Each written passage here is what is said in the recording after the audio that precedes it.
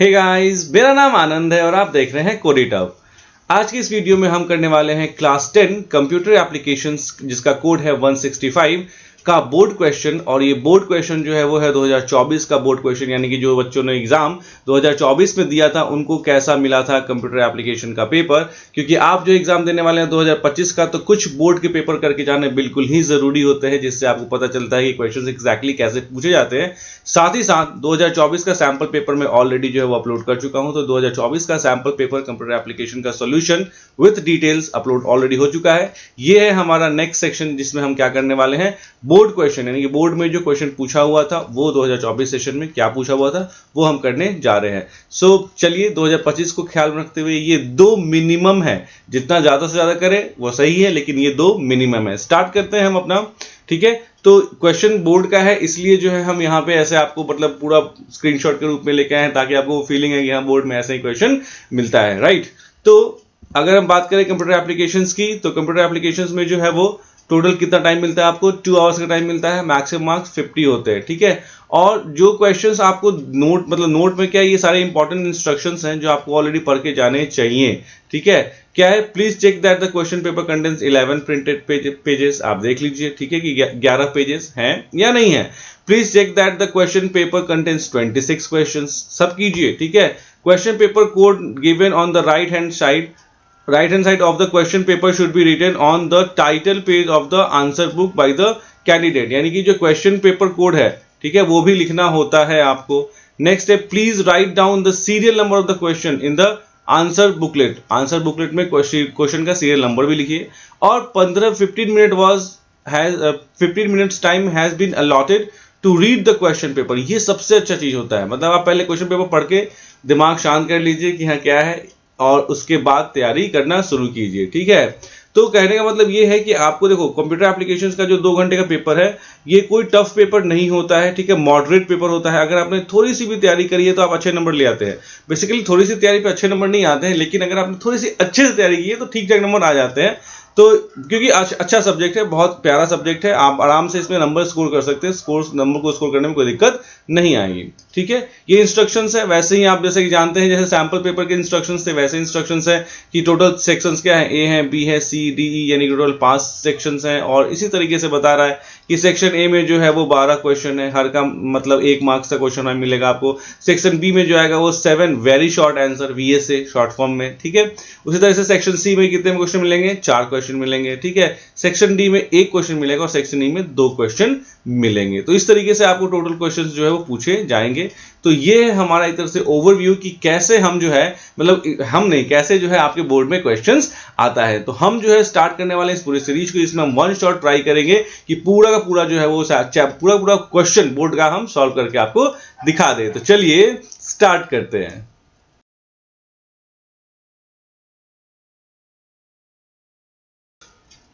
तो चलिए स्टार्ट करते हैं आपके बोर्ड का क्वेश्चन पेपर। फिर से मैं एक बार बता दूं, 2024 बोर्ड का क्वेश्चन पेपर। और सेक्शन ए जो हम स्टार्ट करते हैं, टोटल 12 क्वेश्चन होंगे, हर क्वेश्चन 1 नंबर का होगा, इसलिए आपको मिलेंगे 12 मार्क्स। कहता है क्या, the letter S in the abbreviation HTTPS in context of networking protocol stands for. यानी कि HTTPS का जो है वो फुल फॉर्म जो होता है, उसमें लास्ट में जो ये S है वो किस लिए होता है। तो देखिए, HTTPS का जो फुल फॉर्म होता है, पहले आपको पूरा वो याद होना चाहिए, that is what, hyper text transfer protocol. और ये नहीं है कि ये क्वेश्चन पूछ रहा है तो सिर्फ हम इतना ही का जवाब करके पढ़ेंगे, नहीं, मैं आपको उससे रिलेटेड चीजें भी बता दूंगा, ठीक है, ताकि उससे रिलेटेड भी कोई क्वेश्चन पूछे तो आप बता सके। जैसे अगर HTTP का फुल फॉर्म पूछता HTTPS का, तो क्या लिखते हैं आप, हाइपर टेक्स्ट ट्रांसफर प्रोटोकॉल, और यहां पे क्या लिखते हैं हम, सिक्योर्ड, ठीक है, ये होता है सिक्योर्ड, राइट। तो एस पूछ रहा है इसलिए क्या है, सिक्योर्ड। गॉट इट बच्चा, ये फुल फॉर्म इसका होता है, ठीक है। आइए सेकंड क्वेश्चन पे चलते हैं। सेकंड क्वेश्चन क्या कहता है, which of the following is not a web service. Web service मतलब इंटरनेट पे मिलने वाला सर्विस नहीं है, इनमें से कौन सा इंटरनेट पे मिलने वाला सर्विस नहीं है। सबसे पहला क्या कहता है, using Diksha learning portal. Second, sending and receiving email, ठीक है। देखो, दीक्षा लर्निंग पोर्टल से क्या कर सकते हैं, हम पढ़ाई कर सकते हैं इंटरनेट से, इंटरनेट पर पढ़ाई करने के लिए दीक्षा लर्निंग पोर्टल है। सेंडिंग एंड रिसीविंग ईमेल भी तो इंटरनेट पे ही होता है बच्चा, है ना। और ये भी using a banking portal for online transaction, यानी कि बैंकिंग पोर्टल को यूज कर रहे हैं हम ऑनलाइन ट्रांजेक्शन के लिए, तो ये भी इसमें होता है, ये भी तो इंटरनेट पे ही होता है। लेकिन जब आप फाइल ट्रांसफर करते हैं अपना मोबाइल का ब्लूटूथ यूज करके, है ना। मोबाइल का ब्लूटूथ यूज करके जब हम आप डेटा ट्रांसफर करते हैं तो उसमें इंटरनेट की जरूरत नहीं होती है, ठीक है। इसलिए जिसमें इंटरनेट की जरूरत नहीं होती है वो एक वेब सर्विस नहीं होता है। वेब सर्विस का मतलब ये होता है जो बिना इंटरनेट के हो ही नहीं सकता है, बिना इंटरनेट की फैसिलिटी के आप उसको परफॉर्म नहीं कर सकते हैं, ठीक है बच्चा। तो 2 का जो राइट आंसर है वो क्या है, सी है। चलिए नेक्स्ट है question number, in 3G and 4G mobile technologies, है ना। आजकल तो 5G आ गया है, भले इंडिया में जो है वो स्पीड जो 3G की ही मिल रही हो, लेकिन मोबाइल जो वो क्या आ गया, 5G आ गया है ना। चलिए हम कहते हैं क्या, क्वेश्चन देखते हैं कि इन 3G and 4G mobile technology the character G stands for, ठीक है। तो देखो ये 3G मतलब होता है थर्ड जनरेशन, 3G का मतलब क्या हुआ, थर्ड जनरेशन। 4G का मतलब क्या हुआ, फोर्थ जनरेशन। वैसे ही 5G का मतलब क्या होगा, फिफ्थ जनरेशन, राइट। तो ये क्या है, कौन सा वर्ड है, ये जनरेशन है। तो क्या आंसर होगा इसका, A will be the right answer, ठीक है। नेक्स्ट है क्वेश्चन नंबर 4, क्या कहता है, a website or online platform where individual or groups regularly publish written content, यानी कि एक ऐसा वेबसाइट या एक ऐसा ऑनलाइन प्लेटफॉर्म जहां पे इंडिविजुअल जैसे मैं आप, ठीक है, या कोई group of person regularly publish written content, कुछ ना कुछ कंटेंट क्या करते रहते हैं, पब्लिश करते रहते हैं, typically in a reverse chronological order, उल्टे मतलब रिवर्स क्रोनोलॉजिकल ऑर्डर मतलब एक अलग तरीके से, उल्टे तरीके से करते रहते हैं। उसको क्या कहते हैं, न्यूज ग्रुप कहते हैं, उसको ब्लॉग कहते हैं, उसको चैट ग्रुप कहते हैं, और उसको क्या कहते हैं, सोशल नेटवर्किंग कहते हैं। तो बेसिकली देखिए हमारे पास, हमको जो इसका आंसर वैसे है जो है वह ब्लॉग।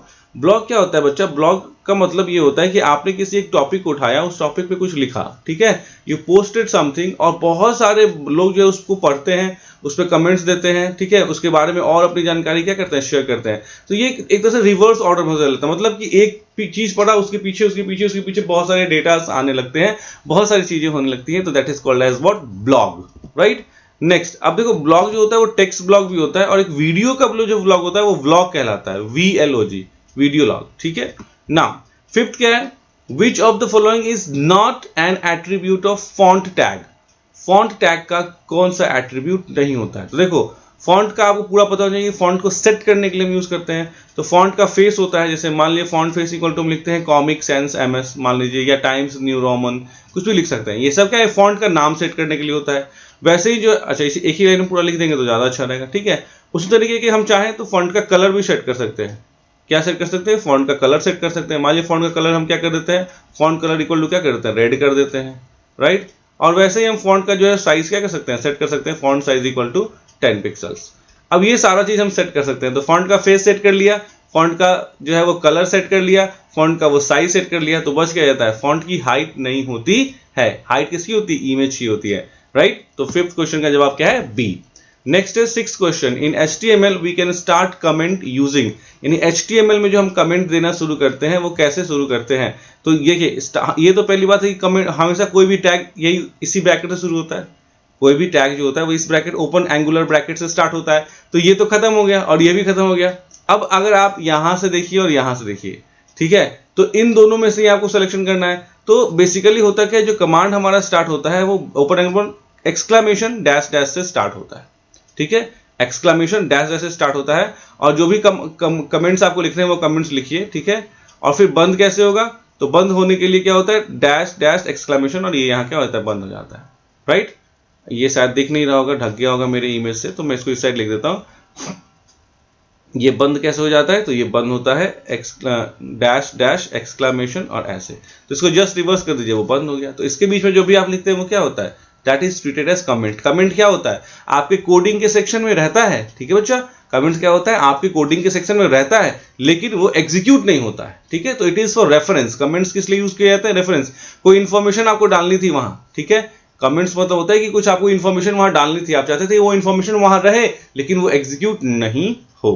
नेक्स्ट है क्वेश्चन नंबर 7, क्या कहता है, which of the following elements have both the opening and the closing tags. देखो बहुत सारे टैग्स होते हैं जिनके ओपनिंग और क्लोजिंग टैग्स भी होते हैं, जैसे बोल्ड टैग हो गया, ठीक है, इटैलिक टैग हो गया, ठीक है, स्लैश अंडरलाइन टैग हो गया।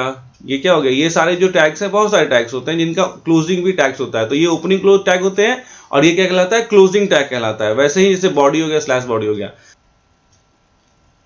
तो मतलब क्वेश्चन ये पूछ रहा है ना कि कौन सा जो है इसमें ऐसा कौन सा टैग है जिसके पास दोनों ही होते हैं, मतलब ओपनिंग भी होता है और क्लोजिंग भी होता है। तो देखिए BR में ओपनिंग ही होता है, सिर्फ लाइन ब्रेक के लिए यूज होता है, इसमें /BR होता ही नहीं है, ठीक है। वैसे ही क्या होता है, HR होता है, इसमें जो है वो क्या होता है, हॉरिजॉन्टल लाइन आती है, क्या होती है, पूरे स्क्रीन पे हॉरिजॉन्टल लाइन आ जाती है। तो हॉरिजॉन्टल लाइन आती है तो इसमें भी क्या होता है, इसमें ओपनिंग होता है लेकिन कोई क्लोजिंग नहीं होता है, ठीक है। वैसे ही IMG में क्या होता है, तो भैया IMG में मतलब इमेज, तो IMG SRC लिखते हैं हम, इमेज का सोर्स लिखते हैं और जो भी एड्रेस देते हैं उस सोर्स का एड्रेस हमारा मतलब वो इमेज जो है हमारा आ जाता है। लेकिन H1 जो भी हम लिखते हैं हेडिंग्स, ठीक है, H1 में हमने लिखा कंप्यूटर एप्लीकेशंस, तो इसको हमें क्या करना पड़ेगा, बंद भी करना पड़ेगा।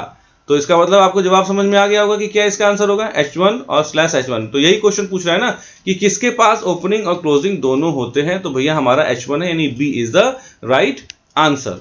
नेक्स्ट क्वेश्चन नंबर 8 क्या कहता है, the default colour of V-Link is, V-Link का मतलब क्या होता है, विजिटेड लिंक। V-Link का मतलब क्या होता है, विजिटेड लिंक, यानी कि जब कोई आपने मान लीजिए अपने वेबसाइट पे आपने एक लिंक दे रखा है बच्चा, ठीक है, आपने एक वेबसाइट पे कोई लिंक दे दिया, आप उस लिंक पे किसी ने एक बार क्लिक कर दिया, तो वो ना यूजुअली जो कलर होता है लिंक का, हाइपर लिंक का, वो ब्लू होता है। लेकिन जैसे ही हम उस पर क्लिक कर देते हैं, ठीक है, तो वो ब्लू कलर जो होता है वो विजिटेड लिंक का जो आपने कलर दिया उस पर, ताकि किसी को देख के पता चल जाए अच्छा ये वाला लिंक तो हम ऑलरेडी विजिट कर चुके हैं, तो वो क्या कहलाता है, V-Link। वो थोड़ा सा अलग ही ब्लू कलर का हो जाता है, ठीक है, तो कह सकते हैं पर्पल कलर हो जाता है, तो इससे हमें पता चल जाता है कि किस लिंक को हम विजिट कर चुके हैं। तो यहां लिखा ही हुआ है कि बेसिकली कि the default colour of V-Link is, तो V-Link का जो डिफॉल्ट कलर होता है क्या होता है, पर्पल कलर होता है। और नॉर्मल जो होता है, यानी कि जब आप कोई लिंक क्रिएट करते हैं तो उसका जो कलर होता है वो क्या होता है, ब्लू होता है। और एक बार जब आप उस पर क्लिक कर लेते हैं, इसका मतलब आपने उसको विजिट कर लिया, तो वो किस कलर का हो जाता है, पर्पल कलर का हो जाता है, ठीक है। नेक्स्ट है 9th क्वेश्चन, क्या कहता है, which of the following tag is not used while creating a description list. जब हम एक डिस्क्रिप्शन लिस्ट बनाते हैं, ठीक है, तो डिस्क्रिप्शन लिस्ट में अब क्वेश्चन ये आता है कि डिस्क्रिप्शन लिस्ट क्या होता है, व्हाट इज डिस्क्रिप्शन लिस्ट। देखिए डिस्क्रिप्शन लिस्ट जो होता है वो बेसिकली क्या होता है, जैसे मैंने कोई लिखा, जैसे मैंने लिखा मान लीजिए कंप्यूटर, यहाँ पे मैंने हेडिंग दिया और इस कंप्यूटर का मैंने यहाँ डेफिनेशन दिया कि computer is an electronic device. तो ये क्या होता है, ये हेडिंग होता है, ये डेफिनेशन टर्म होता है और ये डेफिनेशन होता है, ठीक है, डेफिनेशन डेटा। तो computer is an electronic machine, ऐसे मैं लिख रहा हूँ। वैसे मैंने दिया मान लीजिए कि कीबोर्ड के बारे में कुछ लिखने के लिए, तो कीबोर्ड मेरा क्या हो गया, हेडिंग हो गया, कीबोर्ड BOARD, ठीक है, और इसके अंदर मैं लिखता हूँ it is used for typing. तो इसका मतलब क्या हुआ, इसका मतलब ये हुआ कि ये हमारा डिस्क्रिप्शन है, ये हमारा हेडिंग है उसका डिस्क्रिप्शन, ये हमारा हेडिंग है ये उसका डिस्क्रिप्शन। तो ये क्वेश्चन ये कहता है कि which of the following tags is not used while creating a description list, ठीक है। तो डिस्क्रिप्शन लिस्ट बनाते समय हम कौन सा जो है वो टैग यूज नहीं करते हैं, याद रखिएगा क्या है, कौन सा टैग हम यूज नहीं करते हैं। तो देखो बेसिकली क्या है, अगर नॉर्मली देखो तो TD यहां पे आपको दिखता है, सिंपल सा TD दिख जाता है। क्यों TD दिखता है भैया, क्योंकि TD जो होता है वो टेबल डेटा का होता है। टेबल जब आप बनाते हैं, टेबल डेटा बनाते समय हम उसका यूज करते हैं। तो अगर आपको ये पता है, वैसे TR टेबल का रो क्रिएट करता है, वैसे TH टेबल की हेडिंग को क्रिएट करता है ना। तो इसका मतलब, और TD टेबल का डेटा क्रिएट करता है, तो इसका मतलब टेबल का डेटा यहाँ नहीं क्रिएट करना था ना, यहाँ पे तो हमें ये क्या करना, क्रिएट करना था, हमें डिस्क्रिप्शन लिस्ट को क्रिएट करना था, इसलिए TD will be the right answer, ठीक है बच्चा। Next question number 10। तो मतलब ना क्वेश्चन को पकड़ने का, क्वेश्चन को सॉल्व करने का एक ये भी तरीका होता है कि ये देखिए कौन सा ऑड मैन आउट, बड़ा एक मतलब सॉलिड फाउंडेशन होता है। ऑड मैन आउट मतलब इसमें से कौन है जो है ही नहीं इस लायक, मतलब जो एक जैसा नहीं है, बिल्कुल ही अलग है, ठीक है। नेक्स्ट क्वेश्चन है क्वेश्चन नंबर 10, क्या कहता है, which of the following is not an example of open source software. इनमें से कौन सा जो है वो एक ओपन सोर्स सॉफ्टवेयर नहीं है। तो देखिए लाइनक्स जो है वो एक ओपन सोर्स सॉफ्टवेयर है, एंड्रॉइड भी एक ओपन सोर्स सॉफ्टवेयर है, ओपन ऑफिस भी एक ओपन सोर्स सॉफ्टवेयर है, लेकिन फोटोशॉप जो है वो क्या है, ओपन सोर्स सॉफ्टवेयर नहीं है, ये प्रोप्राइटर सॉफ्टवेयर है, ठीक है। प्रोप्राइटरशिप का मतलब क्या होता है कि इसमें जो है आपको, अगर आपको इसको यूज करना है तो इसका लाइसेंस खरीदना पड़ेगा, इसके लिए आपको पैसे देने पड़ेंगे, तब आप इसको क्या कर सकते हैं, यूज कर सकते हैं। So that's why it is not a open source software.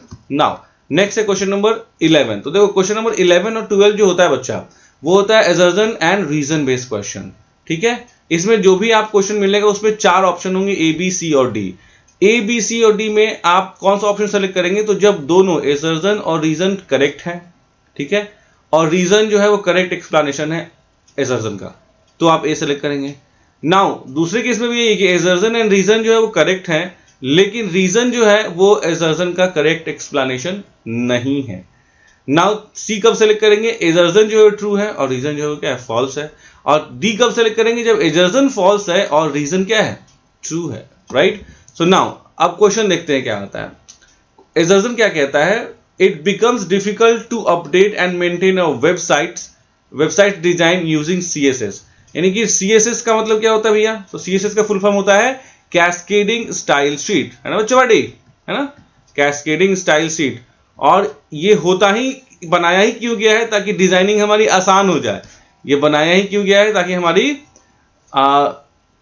Designing क्या हो जाए, आसान हो जाए, राइट। तो क्या कहता है कि it becomes difficult to update and maintain a websites design using CSS। दूसरा क्या कहता है, CSS allows web developer to separate the presentation layer style and layout from the content layer HTML। देखो बेसिकली क्या है, जो यहां पे क्या है, ए जो कहता है, ध्यान से समझना इस बात को, एजर्जन एंड रीजन बेस्ड क्वेश्चन ना थोड़ा सा आपको प्रॉब्लमिस्टिक होता है, लेकिन आप में इतना पंगा नहीं डालता है, इजी ही देता है आप लोगों को। 12th वाले बच्चों को थोड़ा सा डिफिकल्ट देता है। इसमें देखिए सिंपली ये क्या कहता है, it becomes difficult to update and maintain a websites design using CSS cascading style sheet. ये गलत है, रॉन्ग है, ये क्या है, गलत बात है। क्योंकि CSS का यूज करके आप एफिशिएंटली डिजाइन को मेंटेन कर सकते हैं। CSS होता ही है ताकि आप डिजाइन को क्या करें, अच्छे से मेंटेन करें। तो डिफिकल्ट कैसे होता है, बिल्कुल डिफिकल्ट नहीं होता है, ये तो आसान कर देता है डिजाइनिंग को, ठीक है। रीजन क्या कहता है, CSS allows web developers to separate presentation layer यानी styles and layout from the content layer. बिल्कुल सही बात है, CSS क्या करता है, सारी डिजाइनिंग को एक तरफ रख देता है और सारे कंटेंट को एक तरफ रख देता है। तो इससे क्या होता है, आसान हो जाता है काम करना। तो इसलिए डिफिकल्ट नहीं होता, आसान होता है। तो ये तो राइट है ना, ये स्टेटमेंट क्या है, राइट है। तो अब इसमें कौन सा होगा, रॉन्ग है। देखिए ये D is the right answer, यानी असर्शन क्या है, फॉल्स है, जबकि रीजन क्या है, ट्रू है। So D will be the right answer for this question. Next question number 12 का, ओ चलिए हमने 11 नंबर क्वेश्चन किया ही नहीं। अच्छा मैंने सोचा कि ये वो है, इंस्ट्रक्शंस है। तो इंस्ट्रक्शंस चलिए कोई बात नहीं, मैंने इंस्ट्रक्शन चक्कर में उसको बताया नहीं, फिर बता देता हूँ। ये वाला क्वेश्चन कर लेते हैं अभी। तो हमने पहले 12th कर लिया, अब 11th करते हैं। 11th क्वेश्चन क्या कहता है कि असर्जन क्या है, देखो, when you enter a query into a search engine, यानी कि जब आप एक क्वेरी को एंटर करते हो किसी भी सर्च इंजन में, it retrieves and presents a list of web pages. Obvious सी बात है, सर्च इंजन का मतलब क्या हुआ, एक ऐसी वेबसाइट जहां पे आप जाके सर्चिंग को परफॉर्म कर सकते हो। सर्च इंजन का मतलब क्या होता है, एक ऐसी वेबसाइट जहां जाके आप क्या कर सकते हो, सर्चिंग को परफॉर्म कर सकते हो। लाइक गूगल है ना, लाइक याहू, यहां पे आप क्या कर सकते हो, सर्चिंग को परफॉर्म कर सकते हो। तो जब आप कोई भी क्वेरी देते हो, कुछ भी टाइप करते हो, कुछ भी पूछते हो गूगल से, ठीक है, it retrieves and presents a list of web pages. तो ये बहुत सारे वेब पेजेस क्या करता है, शो कर देता है, या डॉक्यूमेंट्स या इमेजेस या वीडियोस और अदर टाइप ऑफ कंटेंट, या जो भी आप चाहते हो वो क्या करता है, प्रेजेंट कर देता है। बिल्कुल सही बात है, ये तो बिल्कुल करेक्ट है, ट्रू है ना। यही तो करता है गूगल, जो भी हम मांगते हैं हमें दे देता है, जो भी कंटेंट। रीजन क्या कहता है, the goal of information retrieval is to effectively and efficiently find and present information that matches the user's criteria, search criteria। बिल्कुल सही है। क्या है कि the goal of information retrieval, यानी इंफॉर्मेशन रिट्रीवल का जो गोल है वो क्या है, effectively and efficiently find and present information। यानी गूगल क्या करता है, आपने जो पूछा उससे रिलेटेड जो डेटा, सही डेटा है, उसको उठा के आपके सामने दे देता है। तो ये भी क्या है, कॉन्सेप्ट बिल्कुल सही है, यानी दोनों के दोनों सही है। तो जब दोनों के दोनों सही होते हैं तो क्या होता है, ए ही होता है, क्योंकि ऑब्वियसली यहाँ पे सर्चिंग की बात हो रही है और यहाँ पे सर्चिंग को और जो है वो अच्छे से बताया जा रहा है कि सर्चिंग होती क्या है। तो यस, बी बोथ, मतलब A is the right answer, both assertion and reason are true and reason that R is correct explanation of assertion, so A will be the right answer। so this was your section A, 12 question, ठीक है, जिसमें से 10 MCQ और 2 assertion and reason based question होते हैं, जो हमने सारे के सारे कर लिए। तो अब हमारा जो स्टार्ट होता है वो होता है सेक्शन बी, ठीक है। अब सेक्शन बी में क्या है, बेसिकली देखिए 7 क्वेश्चंस होंगे और हर क्वेश्चन 2 नंबर का होगा, इसीलिए इसका वेटेज कितना होगा, 14 मार्क्स का होगा, ठीक है। कहता क्या 13th क्वेश्चन, ये सारे बोर्ड क्वेश्चन याद रखिएगा, ये सारे बोर्ड क्वेश्चन है जो बच्चों ने 2024 में बोर्ड दिया था उनके लिए है ये सारे, ये उन्होंने इस क्वेश्चन को फेस किया था। ठीक है, कहता क्या है, right any 2 points of comparison between chat and email. देखो अब ये क्वेश्चन ऐसा है कि अगर आपको किसी ने नहीं पढ़ाया होगा तो भी इतना तो आज के टाइम में आप जानते ही हो। चैट जो होता है वो क्या होता है, इंस्टेंट होता है ना बच्चा, यानी कि अभी मैंने आपको यहां से व्हाट्सएप किया, आपको पहुंच गया, आपने वहां से व्हाट्सएप किया, मुझे पहुंच गया। और ये क्या होता है, इंटरैक्टिव होता है। इंटरैक्टिव मतलब हम तुरंत, इंस्टेंट भी होता है, इंटरैक्टिव भी होता है, मतलब आप एकदम मतलब फ्रैक्शन ऑफ सेकेंड्स में सारा काम कर रहे हैं। जबकि ईमेल जो होता है, और ये बेसिकली नॉन फॉर्मल होता है। नॉन फॉर्मल मतलब आप किसी से बात कर लीजिए व्हाट्सएप से, कोई दिक्कत नहीं है। जबकि ईमेल जो होता है वो इंस्टेंट नहीं होता है। हालांकि पहुंच तो इंस्टेंट जाता है, लेकिन इंटरैक्टिव नहीं हो सकता है, क्योंकि हो सकता है कि आपने जो मेरे को मेल भेजा, मैं जो दिन में 4 बजे उठ बैठूं या 5 बजे बैठूं, मेरी मर्जी है, ठीक है, क्योंकि कोई नोटिफिकेशन वगैरह मैं यूजुअली देखता नहीं हूँ। ईमेल के नोटिफिकेशन कौन देखता है, नहीं देखता ना, ठीक है। इन तो बाकी चैट का, चाहे वो इंस्टाग्राम हो चाहे व्हाट्सएप हो, भाई सबसे ज्यादा जरूरी काम तो वही है ना। तो इसका मतलब ये चैट जो होता है रियल टाइम होता है, जबकि ये ईमेल जो होता है वो रियल टाइम नहीं होता है। तो वही चीज लिखा हुआ है कि chat is real time communication, बिल्कुल 1 to 1 तुरंत तुरंत होता है। जबकि ईमेल इज असिंक्रोनस, मतलब जरूरी नहीं कि ईमेल जो है वो साथ में बैठ के लोग कर रहे हैं। दूसरा क्या होता है, chat is suitable for quick revisions, sorry conversations, यानी कि चैट जो होता है वो क्विक कन्वर्सेशंस, तुरंत इंस्टेंट, वो इंस्टेंट वाली बात है ना, ठीक है। While email is use for formal and detailed communication, formal communication और डिटेल्ड कम्युनिकेशन, ऑफिशियल कम्युनिकेशन के लिए यूज किया जाता है। नेक्स्ट है 3, the chat is instantly delivered, यानी चैट जो है वो इंस्टेंटली डिलीवर हो जाता है तुरंत तुरंत। But the email is red when someone opens the inbox, यानी कि लेकिन एक्चुअली ईमेल भी इंस्टेंटली डिलीवर हो जाता है, लेकिन उसको पढ़ता कोई, यहाँ पे लिखना चाहिए था the chat is instantly delivered and read by the user, read, whereas, यहाँ पे लिखते हैं वेयर एज, यहां से बैठा दीजिए, the email is red when someone opens the inbox, यानी ईमेल कोई तभी पढ़ सकता है जब वो ईमेल क्या करे, अपना इनबॉक्स जो है वो क्या करे, ओपन करे। तो ये एक ऐसा क्वेश्चन था जो आप नहीं भी पढ़ गए थे तो भी आप आसानी से अपने शब्दों में लिख सकते थे। याद रखना ओन वर्ड्स, ये बहुत इंपॉर्टेंट है। कभी भी जो है हमेशा लिखा होता है कि students are advise to write their answer in their own words, बहुत इंपैक्ट होता है। ऐसा नहीं कि अपने शब्दों में आप लिखेंगे तो नंबर कम मिलेगा, अपने शब्दों में लिखने पे आपको नंबर ज्यादा मिलेंगे, ठीक है बच्चा। नेक्स्ट आते हैं क्वेश्चन नंबर 14 में, और है। और का मतलब क्या होता है बच्चा, या तो आपको ए का जवाब देना है या तो आपको बी का जवाब देना है, दोनों का जवाब मत दे दीजिएगा, ठीक है। अगर दोनों का जवाब दीजिएगा तो ए वाला ही कंसिडर, पहला वाला आंसर कंसिडर किया जाएगा, दूसरा वाला नहीं किया जाएगा। लेकिन मुझे तो आपको पढ़ाना है तो मुझे क्या करना पड़ेगा, दोनों का दोनों बताना पड़ेगा।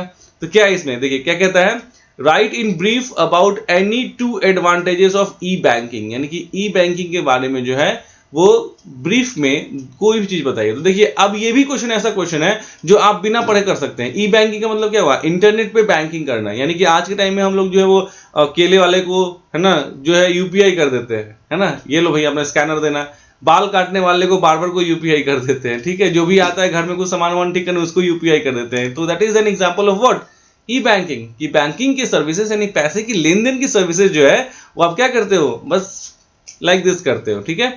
तो क्या कहता है, write in brief about any 2 advantages, ठीक है। कंपैरिजन बिटवीन, ये गलत यहां पे आ गया, ठीक है, ये यहां नहीं होना चाहिए बेटा, sorry, this should not be there, ये उधर से ही आ गया इधर।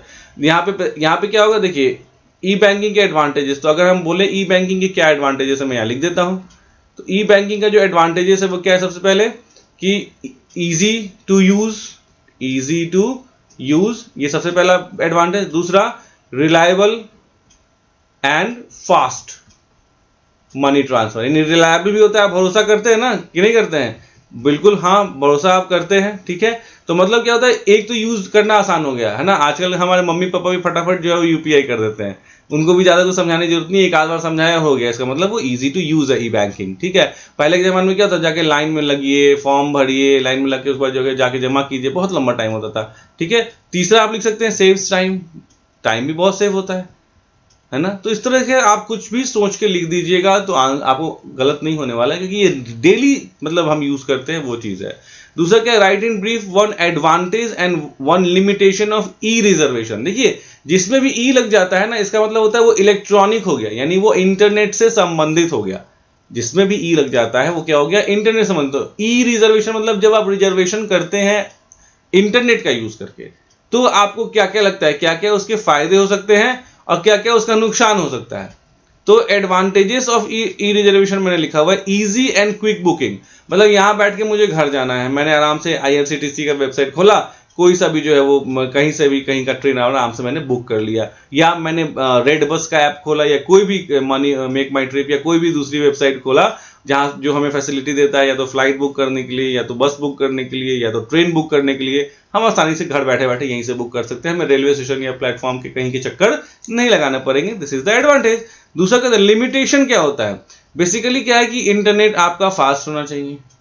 आपको जो है वो टेक्निकल एरर्स भी कभी कभी आ जाते हैं, यानी कि आपने काट लिया पैसे करके, टिकट बुक नहीं हुआ, तो इस समय लोग क्या हो जाते हैं, थोड़े से परेशान हो जाते हैं। प्लस आपको टेक्निकल नॉलेज भी होना चाहिए, यानी कैसे हम ये सब काटते हैं, टिकट वगैरह काटते हैं, किसके लिए आईडी बनाना पड़ता है, फिर टिकट को जो है वो पीडीएफ में डाउनलोड करना पड़ता है, तो ये थोड़ा सा टेक्निकल नॉलेज भी होना चाहिए। This is what limitations of E reservation.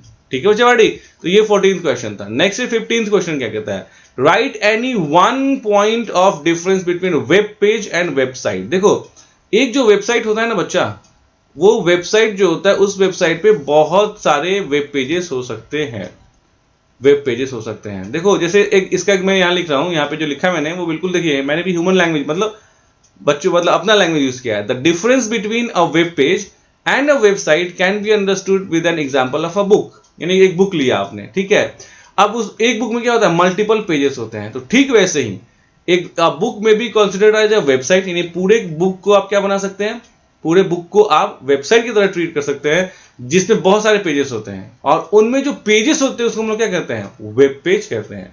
तो बेसिकली इंटरनेट पे खुलने वाला कोई भी पेज एक क्या होता है, वेब पेज होता है, और बहुत सारे वेब पेजेस मिलके क्या बनाते हैं, वेबसाइट बनाते हैं। बहुत सारे वेब पेजेस मिलके, मतलब एक कोई सा भी वेबसाइट आप ओपन कीजिए, एनी वेबसाइट, उसमें बहुत सारे, हर लिंक पे क्लिक कीजिएगा ना बच्चा, हर लिंक अलग जगह जाएगा, हर लिंक अलग जगह जाएगा, हर लिंक अलग जाएगा। तो इसका मतलब कह सकते हैं वेबसाइट एक बहुत बड़ी एंटिटी होती है। ठीक है, website is what, a very big entity, जिसमें बहुत सारे क्या होते हैं, वेब पेजेस होते हैं, बहुत सारे वेब पेजेस होते हैं, बहुत सारे वेब पेजेस हो सकते हैं। ठीक है, तो this is the difference between a web page and a website. Next question क्या कहता है, 16th का A, explain in brief about any two factors that are responsible for digital divide. देखो बच्चा, ये बहुत अच्छा टर्म होता है, डिजिटल डिवाइड क्या होता है। देखो डिजिटल डिवाइड का मतलब क्या हुआ कि जैसे मैं बैठा हुआ हूँ दिल्ली में, आप बैठे हुए हो मेट्रोपॉलिटन सिटी में, तो आपको हमेशा 24 आवर इलेक्ट्रिसिटी मिल रही है। ठीक है, 24 आवर जो है वो फास्ट इंटरनेट सर्विसेज मिल रहा है, 24 आवर जो है वो एक्सेस मिल रहा है, ऑनलाइन सारे जो है क्लासेस हैं उनका। लेकिन अभी भी इंडिया में या ऐसी जगह, बहुत सारी ऐसी जगह हैं इंडिया में ही सही, बहुत सारी जगह है जहाँ पे 24 आवर इलेक्ट्रिसिटी नहीं है, जहाँ पे 24 आवर जो है वो फास्ट इंटरनेट सर्विस नहीं है, और 24 आवर्स ऑनलाइन सर्विसेज आप वो अवेल नहीं कर सकते हैं। क्यों? किसी के पास लैपटॉप नहीं है ना, किसी के पास मोबाइल नहीं है ना। अगर मोबाइल है तो जो मोबाइल में जो इंटरनेट के लिए जो पैसे लगते हैं, वो इंटरनेट का पैसा भरने के लिए पैसा नहीं है। तो मतलब क्या है कि इंटरनेट पे चीजें तो हैं, इंटरनेट पे चीजें तो अवेलेबल हैं, लेकिन इसके यूजर्स जो हैं वो कुछ अलग है, जो अमीर हैं या जो कर सकते हैं उसको मतलब खरीद सकते हैं चीजों को, उसको यूज कर सकते हैं, वो हैं, और एक है जो ऐसी जगह है जहां से उनको यूज नहीं कर सकते हैं, पैसा है फिर भी यूज नहीं कर सकते हैं, और कुछ जगह ऐसे है ना पैसा है ना यूज कर सकते हैं। तो इस चीज को हम लोग क्या कहते हैं, डिजिटल डिवाइड। तो फैक्टर्स ऑफ डिजिटल डिवाइडर, सबसे बड़ा जो फैक्टर होता है वो होता है इकोनॉमिक फैक्टर। ठीक है, पैसा बहुत मैटर करता है। अब मैं ये वीडियोस जो है वो बता पा रहा हूँ आपको, क्योंकि मैंने सारा सेटअप जो है वो लिया हुआ है। ठीक है, तो इसका मतलब ये मिनिमम खर्चा तो ये होगा ना भैया कि एक लैपटॉप होना चाहिए, कैमरा होना चाहिए, ग्रीन स्क्रीन होना चाहिए, लाइटिंग्स होनी चाहिए, पेन टैब होना चाहिए। तो ये मिनिमम रिक्वायरमेंट्स के लिए आपको 50,000, 60,000, 70,000 जो भी रुपए, 1 लाख रुपए जो चाहिए वो होने मिनिमम चाहिए, तभी तो आप इस फैसिलिटी को यूज कर पाइएगा। और जिसके पास पैसे नहीं, वो क्या करेंगे बेचारे, कुछ नहीं कर पाते हैं। ठीक है, दूसरा, lack of infrastructure and education in rural area. Infrastructure भी नहीं होता है, और दूसरा एजुकेशन लेवल भी उतना नहीं होता है। आज भी जब गांव में आप जाएंगे, वहां पे जब आप सरकारी स्कूलों में जाएंगे, है ना, तो सरकारी स्कूलों में जो है वो क्या, बच्चे कंप्यूटर्स यूज करना बहुत लेट से सीखते हैं। क्यों? क्योंकि लाइट नहीं होती। जब उनका क्लास होता है, जिस समय कंप्यूटर के क्लासेस होते हैं, उस समय लाइट नहीं होती है। ठीक है, और मैक्सिमम कंप्यूटर जो वो खराब पड़े होते हैं। तो एक कहावत है ना कि हर किसी को नौकरी तो सरकारी चाहिए, लेकिन कोई भी अपने बच्चे को सरकारी स्कूल में नहीं पढ़ाना चाहता। तो चलिए कोई नहीं, क्या ही कर सकते हैं। तो 16th का ए और बी मतलब क्या हुआ बच्चा, कि या तो आपको 16 का ए वाला सेक्शन करना था और 16 का बी, या तो बी वाला सेक्शन। देखो बच्चा, इस क्वेश्चन में भी ना आपको बस डिजिटल डिवाइड का पता होना चाहिए था कि डिजिटल डिवाइड क्या है, आप लिख देंगे। तो बहुत सारे क्वेश्चन ऐसे होते हैं कंप्यूटर एप्लीकेशन में जो सिर्फ आपको कॉन्सेप्ट पता है ना, अगर आप इंटरनेट वाली चीज से जुड़े हुए हैं तो भी आप कर लेंगे। नेक्स्ट है बी क्वेश्चन, यानी वो या तो ए करना था या तो बी करना था। क्या इसमें व्हाट आर सॉफ्टवेयर लाइसेंसेस, यानी सॉफ्टवेयर लाइसेंसेस क्या होते हैं। देखो जब सॉफ्टवेयर हम बनाते हैं ना बच्चा, तो दो तरीके से इसके बेसिकली ब्रॉडली दो तरीके के लाइसेंस होते हैं। एक होता है कि मैंने फ्री कर दिया, फ्री मतलब जिसको यूज करना है करो, मुझे कोई फर्क नहीं, मैंने एक सॉफ्टवेयर बना के बोल दिया भैया जिसको यूज करना है डाउनलोड करो और यूज करो। और एक होता है प्रोप्राइटरी सॉफ्टवेयर। क्या होता है? प्रोप्राइटरी सॉफ्टवेयर, यानी कि भैया मैंने बनाया है तो मैं फ्री में क्यों लूंगा, मैं इसके पैसे लूंगा, इतनी मेहनत करी है मैंने। ठीक है, तो सॉफ्टवेयर जो फ्रीली अवेलेबल होता है उसको फ्री सॉफ्टवेयर कहते हैं, जो कंपनी पैसे लेती है उसको क्या कहते हैं? प्रोप्राइटरी सॉफ्टवेयर कहते हैं। ठीक है, तो वही चीजें लिखा हुआ है सॉफ्टवेयर लाइसेंसेस क्या होते हैं। तो there are many softwares which may be used after downloading them. बहुत सारे ऐसे सॉफ्टवेयर हैं जिनको हम डाउनलोड करने के बाद यूज कर सकते हैं, विच मे बी यूज्ड फ्रीली। ठीक है, फ्रीली। चाहे आगे हमने यहाँ पे लिखा हुआ है, ये भी लिखा हुआ है कि some of the software are freely for use, यानी कुछ सॉफ्टवेयर जो होते हैं वो फ्री होते हैं, while some of the software need to be purchased, जबकि कुछ सॉफ्टवेयर को हमें क्या करना होता है? परचेज करना होता है। So the software may be divided into following section. इसलिए कौन कौन सा सेक्शन? एक होता है फ्री सॉफ्टवेयर लाइसेंस और दूसरा होता है प्रोप्राइटरी सॉफ्टवेयर लाइसेंस। इसका एक एग्जांपल भी बोल रहा है, देखो give one example of each software. तो जैसे GNU है, general public license. Free software का जो लाइसेंसेस होते हैं वो क्या होते हैं? जनरल पब्लिक लाइसेंस होते हैं। और प्रोप्राइटरी सॉफ्टवेयर माइक्रोसॉफ्ट विंडोज का लाइसेंस। या इसमें आप आइएगा तो जो अभी ओपन ऑफिस है, हमारा ओपन ऑफिस यानी MS ऑफिस जैसे होता है ना, वैसे ही ओपन ऑफिस होता है, या लाइबर ऑफिस होता है। ठीक है, ये सब क्या है? ये सब जो है वो फ्री है, ये आप डाउनलोड करके फ्री यूज कर सकते हो। लेकिन माइक्रोसॉफ्ट विंडोज यानी कि आपका जो ऑपरेटिंग सिस्टम है, या Microsoft office, MS word, MS excel, MS PowerPoint, ये फ्रीली अवेलेबल नहीं है। ये बात अलग है कि हम जो तुक्का लगा के इसका क्रैक अवेलेबल करा लेते हैं और फ्री में यूज कर लेते हैं, लेकिन ये क्या है? प्रोप्राइटरी सॉफ्टवेयर होता है। ठीक है बच्चे बड़ी। नाउ 17th क्वेश्चन क्या कहता है? Right any two significance of using links in HTML web page. देखो लिंक्स क्या होते हैं? आपने कोई एक लिंक पे क्लिक किया जैसे, और तो वो आपको किसी दूसरे पेज पे लेके जाएगा, है ना। फिर यहाँ पे कोई लिंक पे क्लिक किया तो कोई आपको दूसरी जगह पे लेके जाएगा। तो इसका मतलब क्या होता है? अब आपने एक वेबसाइट बनानी है, अगर आप एक वेबसाइट के फर्स्ट पेज पे दुनिया की सारी चीजें रखिएगा तो सोचिए वो वेबसाइट स्क्रॉल करते करते करते कितना टाइम लगेगा। तो हम क्या करते हैं? हर चीज के लिए अलग अलग वेब पेज डिजाइन करते हैं और यहाँ पे एक लिंक डाल दिया कि भैया इसके बारे में आपको ज्यादा जानकारी चाहिए तो इस पे क्लिक कीजिए। जैसे इस पे क्लिक कीजिएगा ये कहाँ पहुंचेगा? अलग वेब पेज पे पहुंचेगा। तो इससे क्या बेनिफिट होता है? इससे बेनिफिट होता है आपका एक तो वेबसाइट अच्छा दिखता है, दूसरा आपका जो मतलब कंटेंट है और जो रियल कंटेंट है, जो डिस्प्ले कंटेंट है, उन दोनों को आप क्या करते हैं? अलग अलग कर देते हैं। तो वही लिखा हुआ है आंसर में, significance of links in HTML। यानी HTML में जो लिंक्स होते हैं उनकी क्या सिग्निफिकेंस है? तो पहला ये है, first enables navigation to other web pages, यानी कि इससे हम दूसरे वेब पेजेस पे जा सकते हैं।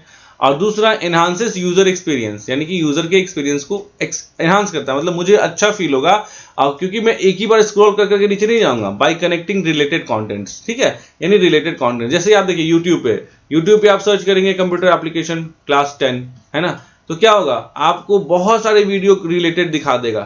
ठीक है, तो क्या वो सारे वीडियो अलग एक ही है? नहीं, सबका अपना अलग अलग एग्जिस्टेंस है। इस पे क्लिक कीजिएगा तो ये अलग खुलेगा, इस पे क्लिक कीजिएगा अलग खुलेगा। वैसे ही जैसे आप अमेजन पे गए, अब अमेजन पे आप जाके क्या करेंगे? अगर लैपटॉप पे क्लिक करेंगे तो जितने भी लैपटॉप से रिलेटेड एडवर्टाइजमेंट्स हैं सेलिंग के लिए वो खुल जाएंगे। तो लिंक होता है, these are all what? Links. Now question number 18 क्या कहता है? Match the tag with their corresponding correct attribute. ठीक है, यानी कि मैच करना है किसको? टैग को कॉरेस्पॉन्डिंग करेक्ट एट्रीब्यूट के साथ। तो होता क्या है? देखो बच्चा, ये टैग दिया हुआ है और ये उसका एट्रीब्यूट दिया हुआ है ना। This is the tag and this is the attribute. होता क्या है? देखो टेबल टैग है, इनपुट टैग है, OL है और TD है। तो टेबल के साथ क्या जुड़ता है? बॉर्डर है ना। तो देखो टेबल के साथ पहला वाला क्या हो गया? टेबल के साथ क्या जुड़ता है? बॉर्डर। इनपुट के साथ क्या जुड़ता है? टाइप, यानी इनपुट टाइप इक्वल टू, है ना। तो ये दूसरा इनपुट के साथ क्या हो गया? टाइप। OL के साथ क्या होता है? तो OL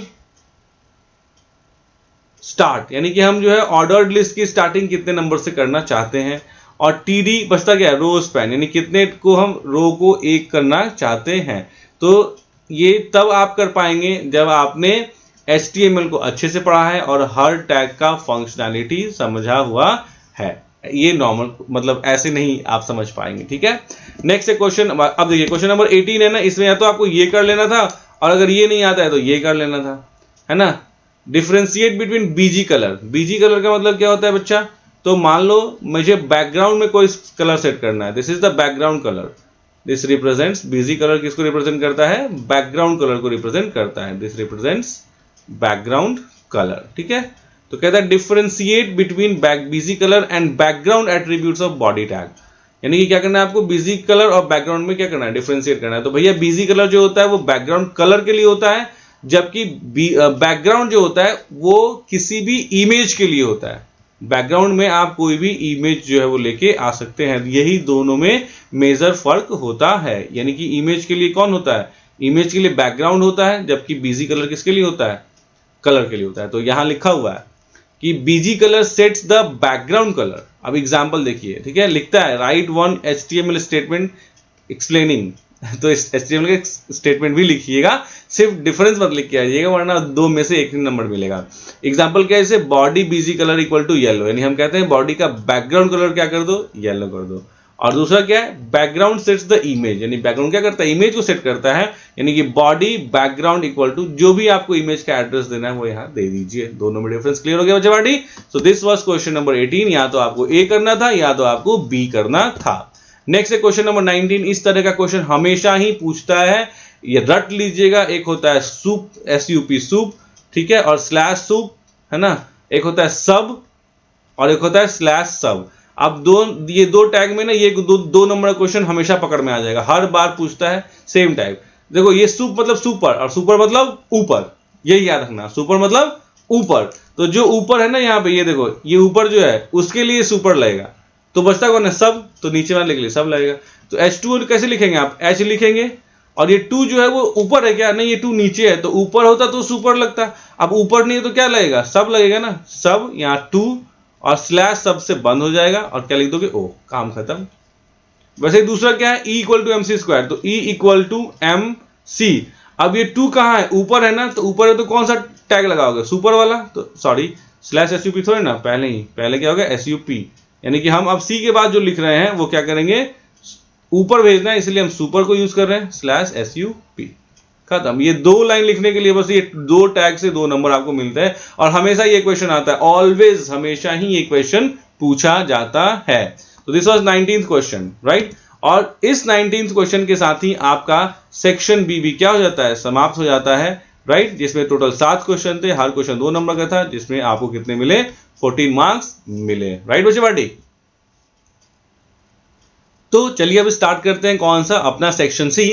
और सेक्शन सी में जो है टोटल 4 क्वेश्चन है, हर क्वेश्चन का वेटेज 3 मार्क्स है, इसलिए सेक्शन सी आपके होने वाले हैं कितने नंबर के, 12 मार्क्स से। कहता क्या इसमें देखिए, a school wants to create a web page, यानी एक वेब पेज क्रिएट करना चाहता है school, for the announcement of orientation programme of its cultural hub as shown below, यानी कि ऐसा कुछ करना चाहता है, मतलब इस तरीके से कुछ अनाउंसमेंट करना चाहता है। कहता क्या है, the school wants all 3 lines appear as heading and subheading, यानी तीनों लाइन, ये एक हेडिंग है, ये एक सब हेडिंग है, ये एक और सब हेडिंग है, ठीक है। यानी हम कह सकते हैं ये H1 है, ये H2 है और ये H3 है। आपको बस इतना ही पता होना चाहिए था कि H1 से लेके और H6 तक जो होता है वो क्या होता है, हेडिंग्स होते हैं, 6 हेडिंग्स के लेवल होते हैं, H1, H2, H3, H4 और H5 और H6, ठीक है।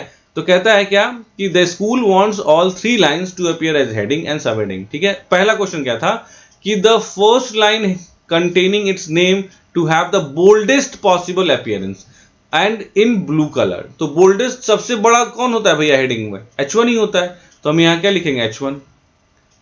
अब क्या होता है, H1 स्टाइल में हमको क्या करना है, कलर भी क्या डालना है, ब्लू डालना है।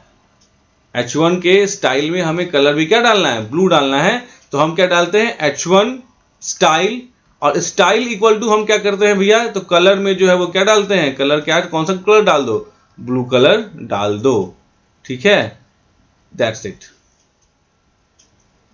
तो चलिए स्टार्ट करते हैं सेक्शन सी को। सेक्शन सी क्या कहता है, यह है आपका question number 20। A school wants to create a web page, यानी एक स्कूल जो है वो एक वेब पेज क्रिएट करना चाहता है, for the announcement of orientation programme of its cultural club, यानी कि कोई ओरिएंटेशन प्रोग्राम होने वाला है कल्चरल क्लब का, उसके अनाउंसमेंट के लिए, और वो कुछ ऐसा दिखाना चाहता है, ABC international school cultural club orientation programme on 15 March 2024। ठीक है, अब क्या है इसमें जो चीजें कहता है वो क्या कहता है, the school wants all 3 lines to appear as heading and subheading. तो देखिए हमारे पास क्या होता है, हेडिंग के लिए क्या होता है, H1 होता है, यानी H1 से लेके टोटल कहां तक होता है, H6 तक होता है हेडिंग, यानी H1 सबसे बड़ा, H2 उससे छोटा, H3 उससे छोटा, H4 H5 H6 सबसे छोटा होता है। तो अब क्वेश्चन जो है वो ये 1, 2 और 3 क्वेश्चन पूछा हुआ है। क्या पूछा हुआ है, the first line containing its name to have the boldest possible appearance, यानी ये जो फर्स्ट लाइन है इसका सबसे बोल्डेस्ट यानी सबसे बड़ा होना चाहिए। तो सबसे बड़ा होना चाहिए मतलब क्या होगा, ये क्या होगा, H1 होगा ऑब्वियसली। ठीक है, और दूसरा कहता है कि इसकी कलर जो होनी चाहिए वो क्या होना चाहिए, ब्लू कलर में आना चाहिए। तो यहां देखिए H1 और /H1 ये हम करके सिर्फ लिख सकते थे एबीसी इंटरनेशनल स्कूल, लेकिन क्वेश्चन ने क्या पूछा था, बोला था भैया हमको कलर भी ब्लू चाहिए। तो इसके लिए हम स्टाइल टैग को, स्टाइल एट्रीब्यूट को यूज करेंगे, H1 के स्टाइल एट्रीब्यूट को यूज करेंगे, और यहां से लेके यहां तक हमें क्या करना पड़ेगा, लिखना पड़ेगा। क्या लिखना पड़ेगा कि भैया स्टाइल इक्वल टू, अब डबल कोट्स के अंदर आप क्या स्टाइल चाहते हैं, तो कलर कोलोन ब्लू और सेमी कॉलन, यानी कि हम चाहते हैं कि जो H1 का स्टाइल है उसमें कलर जो है वो क्या हो, ब्लू हो जाए, बस इतना ही हम चाहते हैं। नेक्स्ट क्या कहता है, the second line containing the club name should appear as heading but size should be smaller than the first line, यानी कि ये फर्स्ट लाइन जब हम H1 में डाले हैं तो ऑब्वियसली उससे छोटा वाला क्या डालेंगे, हम H2 डालेंगे। और फिर से वही बात है, ये कह रहा है ग्रीन होना चाहिए, तो बिल्कुल वही चीज है, तो H2 स्टार्ट हुआ या H2/H2 से बंद हो गया। ठीक है, यहां क्या हम कहते हैं, स्टाइल इक्वल टू कलर में हम क्या कहते हैं, भैया कलर क्या दे दो, ग्रीन दे दो, सेमीकोलन। ठीक है, और डबल कोट्स में इसको रखते हैं कल्चरल क्लब। थर्ड क्या कहता है, the third line containing the programme detail should appear as heading and its size should be smaller than the previous 2 lines, यानी कि अब हमने इसको H1 में डाला, हमने इसको H2 में डाला, तो इसको किस में डालेंगे, ऑब्वियसली H3 में डाल देते हैं।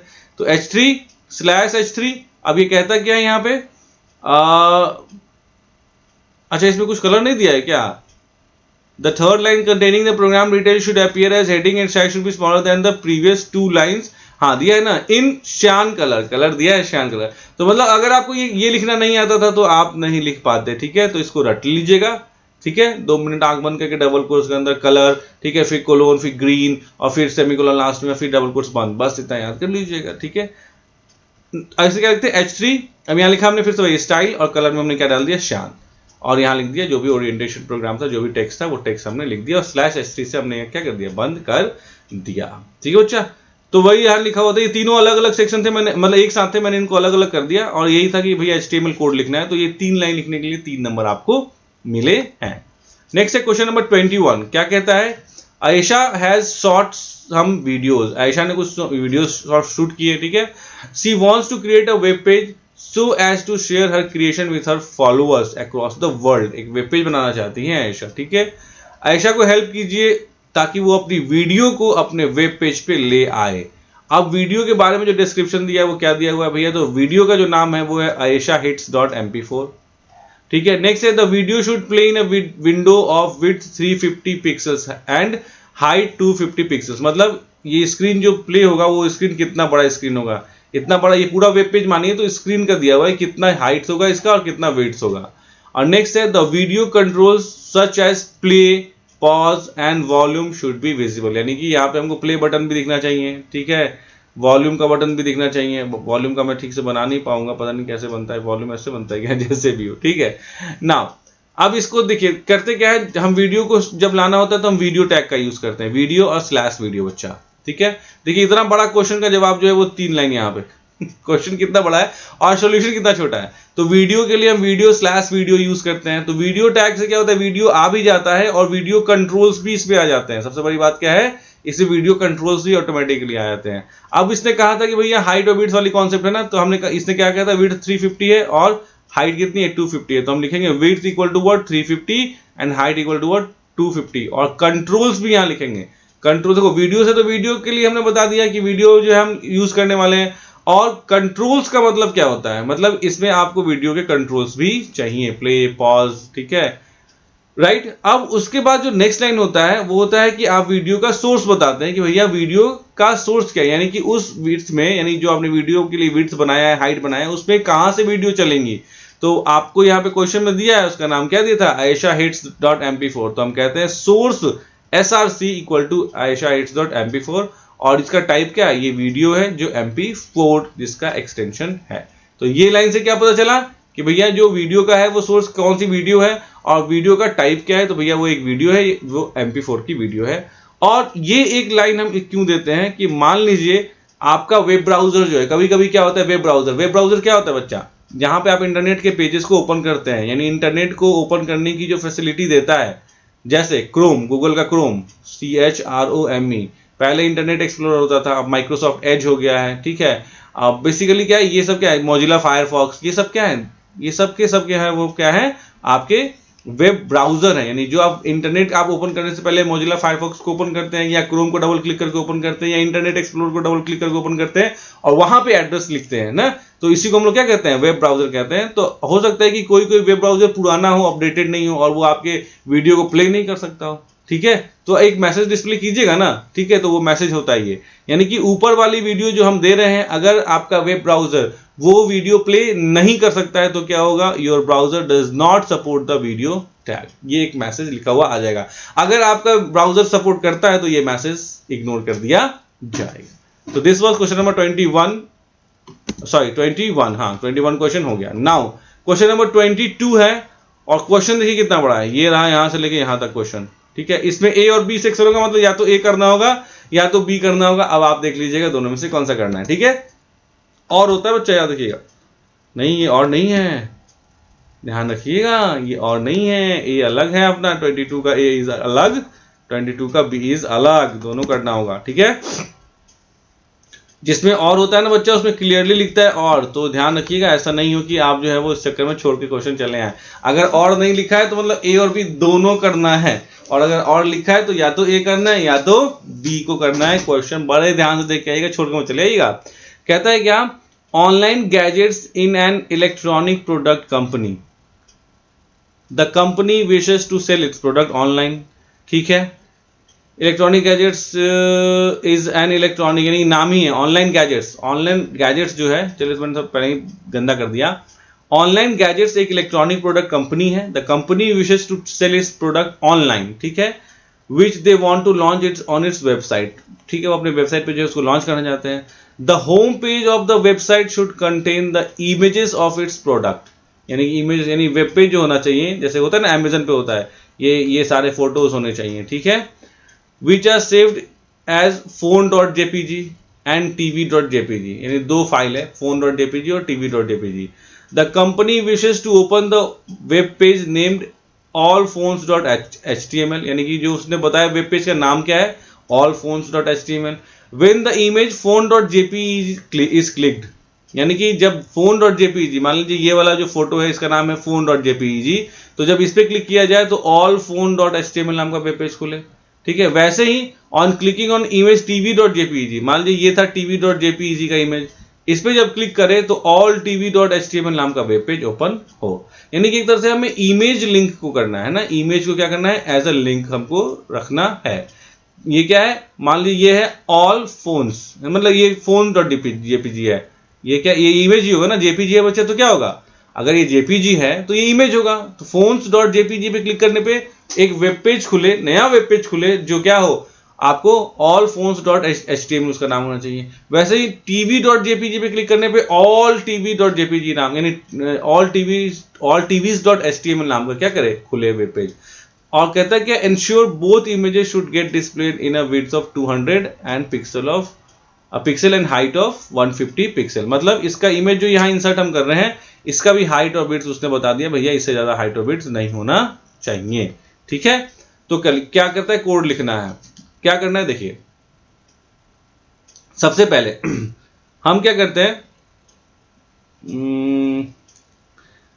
देखिए हमें लिंकिंग करने के लिए जो टैग होता है वो कौन सा टैग होता है, ए टैग होता है, ए और /a, इसी से हम लिंक करते हैं।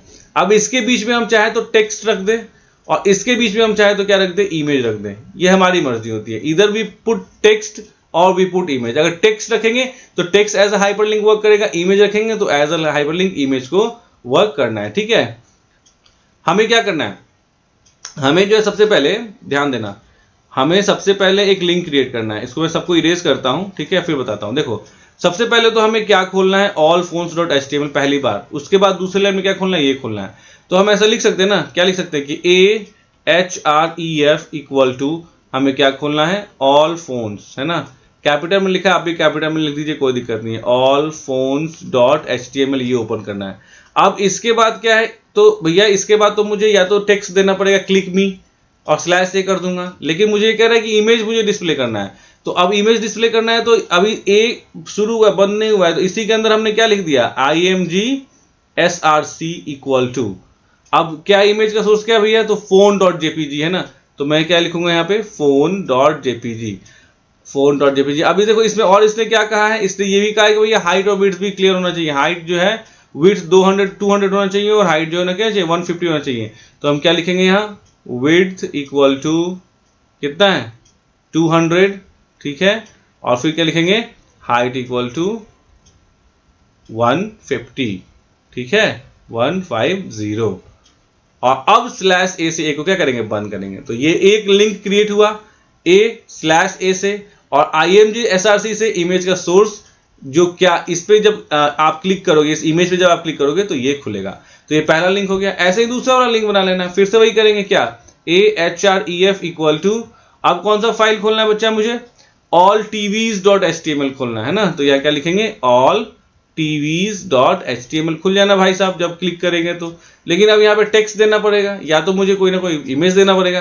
तो ये कह रहा है भैया मुझे इमेज देनी है, कौन सी इमेज देनी है, tv.jpg। तो यहाँ पे मैं क्या लिखूंगा, बिल्कुल इसी तरह लिख लूंगा, imgsrc इक्वल टू व्हाट, आपको इमेज कौन सा डिस्प्ले करना है यहाँ पे, तो tv.jpg को डिस्प्ले करना है। तो यहाँ क्या हो जाएगा, tv.jpg, ठीक है। इसकी हाइट और विड्थ भी है, तो भैया सेम वही चीज लिख दो, ऊपर जो लिखा हुआ है, विड्थ इक्वल टू 200, ठीक है, और हाइट इक्वल टू जो भी लिखना है, नहीं जो भी लिखना है, देना है, दिया हुआ है विड्थ 200, हाइट 150, तो हाइट इक्वल टू 150, ठीक है, और यहाँ स्लैश ए से ए को बंद कर दो। सिंपल सा कॉन्सेप्ट। तो ये पहला लिंक क्रिएट किया जिसमें ये इमेज होगा, इस इमेज पे क्लिक किया जाएगा तो ये खुलेगा। ये दूसरा लिंक क्रिएट हुआ, इसमें जो है वो क्या होगा, इस पे जब आप क्लिक करेंगे, इस इमेज पे जब आप क्लिक करेंगे, ठीक है, तो ये वाला लिंक ओपन हो जाएगा, ठीक है। So this is how we can answer question number 22 का ए। नेक्स्ट है क्वेश्चन नंबर 22 का बी। ये क्या है, ये जो है वो आपका एक तरह से लिस्टिंग है, लिस्ट होता है ना, लिस्ट नंबर्ड है, नंबर्ड भी है, और देखिए यानी ये ऑर्डर्ड भी है, और ये क्या है, अनऑर्डर्ड भी है। तो दोनों को मिक्स करके दिया हुआ है, यही सबसे आसान होगा। ये भी आसानी था, कोई डिफिकल्ट नहीं था, लेकिन हाँ एक बार आपको जानना जरूरी है। यहाँ पे ये भी आसान है, ये तो सबसे आसान है। इसमें क्या है, देखिए सबसे पहले क्या है कि आपको HTML कोड लिखना है। तो सबसे पहले आपको क्या, ये नंबरिंग लिस्ट है बच्चा, ये नंबर्ड लिस्ट है। तो नंबर्ड लिस्ट के लिए अब क्या होता है, पूरा कोड अगर आपको लिखना है ना, तो यहाँ पे ऐसे लिखो ना, पूरा कोड लिखने के लिए फिर आपको यहाँ HTML लिखना पड़ेगा, ठीक है, HTML, फिर क्या लिखना पड़ेगा, हेड, ठीक है, फिर क्या लिखना पड़ेगा, टाइटल, ठीक है, वर्किंग विद लिस्ट, है ना, वर्किंग विद लिस्ट। बेसिकली क्या करना है ना, एग्जाम में पूरा कोड ही लिखना, ताकि कुछ कहीं नंबर काटने की जरूरत उनको कहीं भी मिले ही नहीं मौका। फिर हेड लिखना, स्लैश हेड, हेड से और स्लैश हेड के बीच में ये बंद हो गया, और फिर यहाँ से क्या स्टार्ट करोगे, बॉडी स्टार्ट करोगे, ठीक है। अब बॉडी के अंदर ये सारी चीजें हैं, और यहाँ क्या करोगे, स्लैश बॉडी से बॉडी को बंद कर दोगे, और स्लैश HTML से HTML को भी बंद कर देना। हो गया, ये पूरा कोड एक हो गया, है ना, पूरा कोड हो गया। सबसे ऊपर HTML से स्टार्ट होता है, स्लैश HTML से क्या होता है, बंद होता है। हेड और स्लैश हेड के बीच में, है ना, हेड और स्लैश हेड के बीच में हम जो भी टाइटल देते हैं, जो आपके सबसे ऊपर अपीयर होता है, ठीक है, हमने दे दिया वर्किंग विद लिस्ट, कुछ भी दे दिया। अब हेड बंद हो गया। अब बॉडी में ही, यानी कि जो भी कंटेंट हमको वेब पेज पे दिखाना होता है वो बॉडी के अंदर होता है, बॉडी और स्लैश बॉडी से वो बंद हो गया। ये नॉर्मल HTML का फॉर्मेट है, हर HTML का प्रोग्राम इसी फॉर्मेट पे चलता है। ये वर्किंग विद लिस्ट के बदले बस आप ये जो चेंज कर सकते हैं, या अपना मैसेज आप कोई भी मैसेज दे सकते हैं, बाकी ये सेम होगा। अब देखिए यहाँ पे, अब आइए यहाँ पे ये OL है ना, तो क्या स्टार्ट होगा, OL स्टार्ट होगा, ऑर्डर्ड लिस्ट होगा ना। अब OL में जो पहली लिस्टिंग है, यहाँ पे स्लैश LI भी होना चाहिए, LI, स्लैश LI, ठीक है।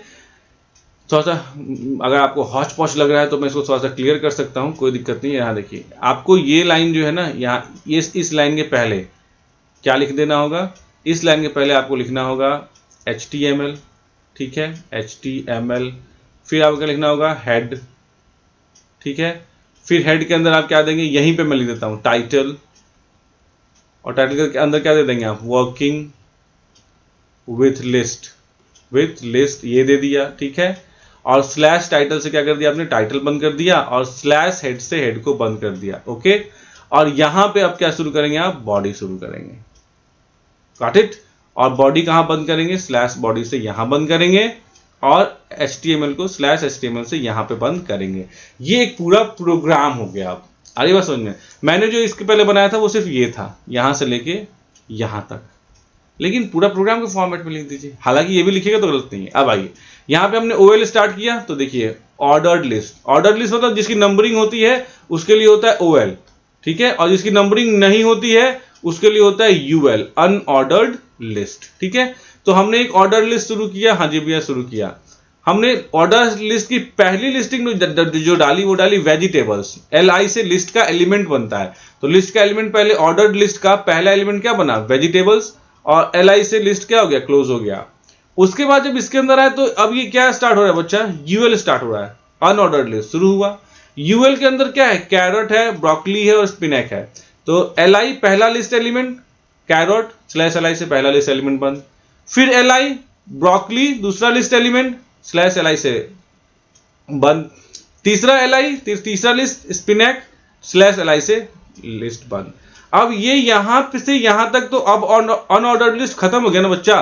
तो ये जो UL हमने स्टार्ट किया था ये क्या हो गया, स्लैश UL से ये क्या हो गया, बंद हो गया, दिस ये खत्म हो गया, राइट बच्चा। नाउ अब क्या है, अच्छा यहां पे स्लैश LI इसलिए नहीं बंद, देखो यहां पे ये वेजिटेबल शुरू हो गया ना, यहां पे स्लैश LI नहीं होगा। क्यों नहीं होगा बच्चा, क्योंकि इसी लिस्ट के अंदर आप थोड़ा सा ये एंट्री अंदर लेना चाहते हो ना, तो यहां पे जो मैंने यहाँ लिस्ट वेजिटेबल शुरू किया था इसको खत्म क्यों नहीं किया, क्योंकि इसके अंदर UL था यहां से लेके यहां तक, तो थोड़ा सा इसको अंदर लाना था। अब एक लिस्ट एलिमेंट जो मेरा OL का था वो यहां पे मैंने स्लैश LI, यहां पे जो LI ओपन किया था वो हम यहां पे स्लैश LI से क्या कर रहे हैं, बंद कर रहे हैं, ताकि ये थोड़ा सा इसके अंदर अपीयर हो उसके पार्ट में, एज अ पार्ट। बिल्कुल ऐसे ही अब दूसरा वाला होगा। तो LI में जब हमने OL का पहला LI दिया था तो 1 नंबर पे ये आया था। अब दूसरा LI में क्या आएगा, जब हम दूसरा लिस्ट देंगे तो देखो UL तो बंद हो चुका है, ये क्या हो चुका है, UL तो बंद हो चुका है। अब फिर से जब LI देंगे, नया LI देंगे तो ये 2 नंबर पे आ गया, क्या आ गया, फ्रूट्स आ गया। अब इसके अंदर हम UL स्टार्ट कर देंगे, यानी कि LI को स्टार्ट तो किया मैंने, बंद नहीं किया, बंद सबसे लास्ट में कर रहा हूं, ठीक है। इस LI के अंदर हम फ्रूट्स स्टार्ट करेंगे और इसके अंदर फिर से हम UL स्टार्ट कर देंगे। UL क्यों, क्योंकि ये रहा आपका अनऑर्डर्ड लिस्ट, इसमें क्या है, एप्पल, ऑरेंज, बनाना, और स्लैश UL से अनऑर्डर्ड लिस्ट खत्म, यहां से शुरू किया यहां तक खत्म। और अब जो है वो हमने ये जो लिस्ट स्टार्ट किया था फ्रूट्स वाला वो लिस्ट भी बंद कर देंगे, और ऑर्डर्ड लिस्ट जो सबसे ऊपर स्टार्ट किया था, क्योंकि ऑर्डर लिस्ट 1 और 2 यहां तक खत्म हो जाएगा तो हम उसको स्लैश OL से क्या कर देंगे, उसको भी बंद कर देंगे, बॉडी। तो इसमें समझने वाली बात क्या थी बच्चा, इसमें समझने वाली बात ये थी कि इसके लिए हम OL यूज करते हैं, OL ordered list. Ordered list में जैसे ही हमने LI किया, हमने LI जब किया तो ये पहला LI क्या हो गया, वेजिटेबल हो गया। अब हमको ध्यान यही रखना था कि हमें इसको बंद नहीं करना था यहाँ पे, क्यों, क्योंकि इसी के अंदर ये तीनों है। तो इस OL के अंदर अब ये 3 क्या है, UL है, तो यहाँ क्या स्टार्ट हो जाएगा, UL। और UL हार्ड लिस्ट एलिमेंट के लिए क्या होता है, LI। तो LI में हमने एक पहले कैरेट डाला, फिर LI में हमने ब्रोकली, स्पिनैक और स्लैश UL से अनऑर्डर्ड लिस्ट को बंद कर दिया। और अब LI को बंद किया, क्यों, क्योंकि फर्स्ट एलिमेंट के अंदर ही, वेजिटेबल्स के अंदर ही ये सारी चीजें मौजूद थी। वैसे ही हमने सेकेंड वाले के लिए भी किया।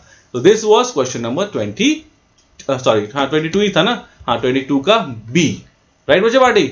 नाउ नेक्स्ट क्वेश्चन नंबर 23 क्या कहता है, explain the term plagiarism. Plagiarism क्या होता है, तो ये भी बहुत इंपॉर्टेंट है, ये सब बोर्ड क्वेश्चन है, तो ये सब क्वेश्चन ऐसे हैं जो रिपीट हो सकते हैं और जो इंपॉर्टेंट है। Write in brief any 2 examples to illustrate the act of plagiarism. तो क्या कहता है, plagiarism is the act of using someone else work without giving them proper credit. मतलब मान लो ये वीडियो मेरी है, इस वीडियो को आपने जो है YouTube से डाउनलोड करके अपने चैनल पर डाल दिया, बोला ये वीडियो मेरी है, ठीक है, that is the act of plagiarism.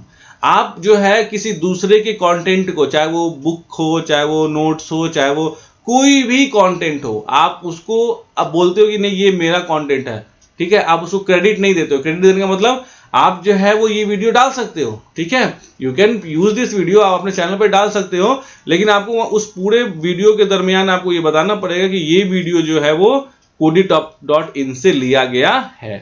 तो ये होता है प्रॉपर क्रेडिट देना, यानी कोडीटॉप यूट्यूब चैनल से लिया गया है। अब चाहे वो आप मैसेज के रूप में डिस्प्ले करो या पूरी वीडियो पे डिस्प्ले करो, कैसे ना कैसे डिस्प्ले करना पड़ेगा, ठीक है।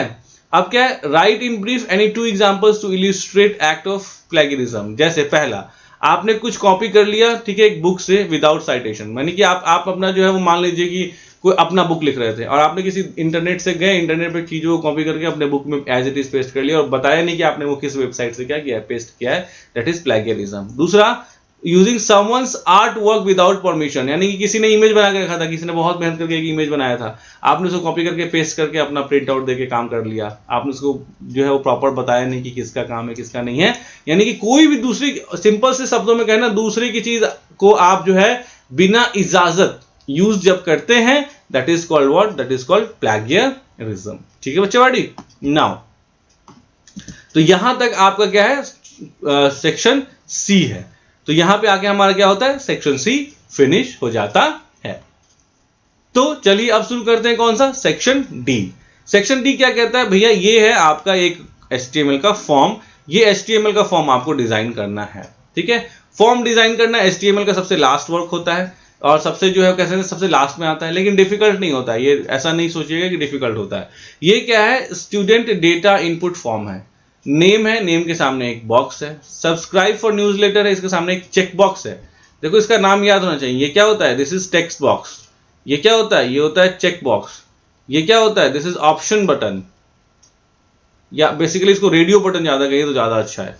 This is what, this is radio button, मतलब इसका नोमेनक्लेचर आपको जानना जरूरी है, रेडियो बटन, ठीक है।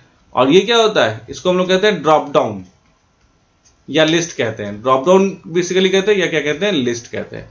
तो मतलब क्या है कि इसको आपको क्या करना है, डिजाइन करना है। You have to design this. तो कैसे डिजाइन करेंगे, देखो पहले तो ये आपको इतना देख के ही आप डिजाइन कर सकते हो, लेकिन ये आपको जो बता रहा है और भी आगे इंफॉर्मेशन उसको भी पढ़ लेना कि a text box to enter students name, यानी कि ये बता रहा है कि ये क्या है, ये जो है आपका एक टेक्स्ट बॉक्स है जिसमें स्टूडेंट का नाम एंटर करना है, ठीक है। A check box to allow student to subscribe a newsletter, यानी ये चेक बॉक्स है, क्लिक किया तो सब्सक्राइब करेगा, नहीं किया तो नहीं करेगा। फिर क्या कहता है, radio button to select gender. Radio button gender में क्यों देते हैं, क्योंकि रेडियो बटन जब आप एक ही फैमिली के डालते हैं ना, तो उसमें से कोई एक ही सेलेक्ट हो सकता है, तीनों के में से कोई एक ही सेलेक्ट हो पाएगा, ठीक है। और फिर लास्ट में क्या कहता है, a list box drop down, select drop down, यानी लिस्ट बॉक्स में ये क्या है, ये ड्रॉप डाउन है, ठीक है, क्योंकि इस पर क्लिक करेंगे तो नीचे आएगा, ठीक है।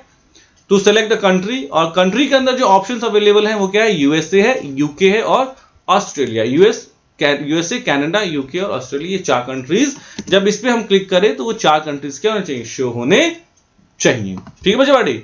तो देखिए बनाते हैं, HTML/HTML, हेड/हेड के बीच में मैंने टाइटल लग दिया फॉर्म डिजाइन, ठीक है।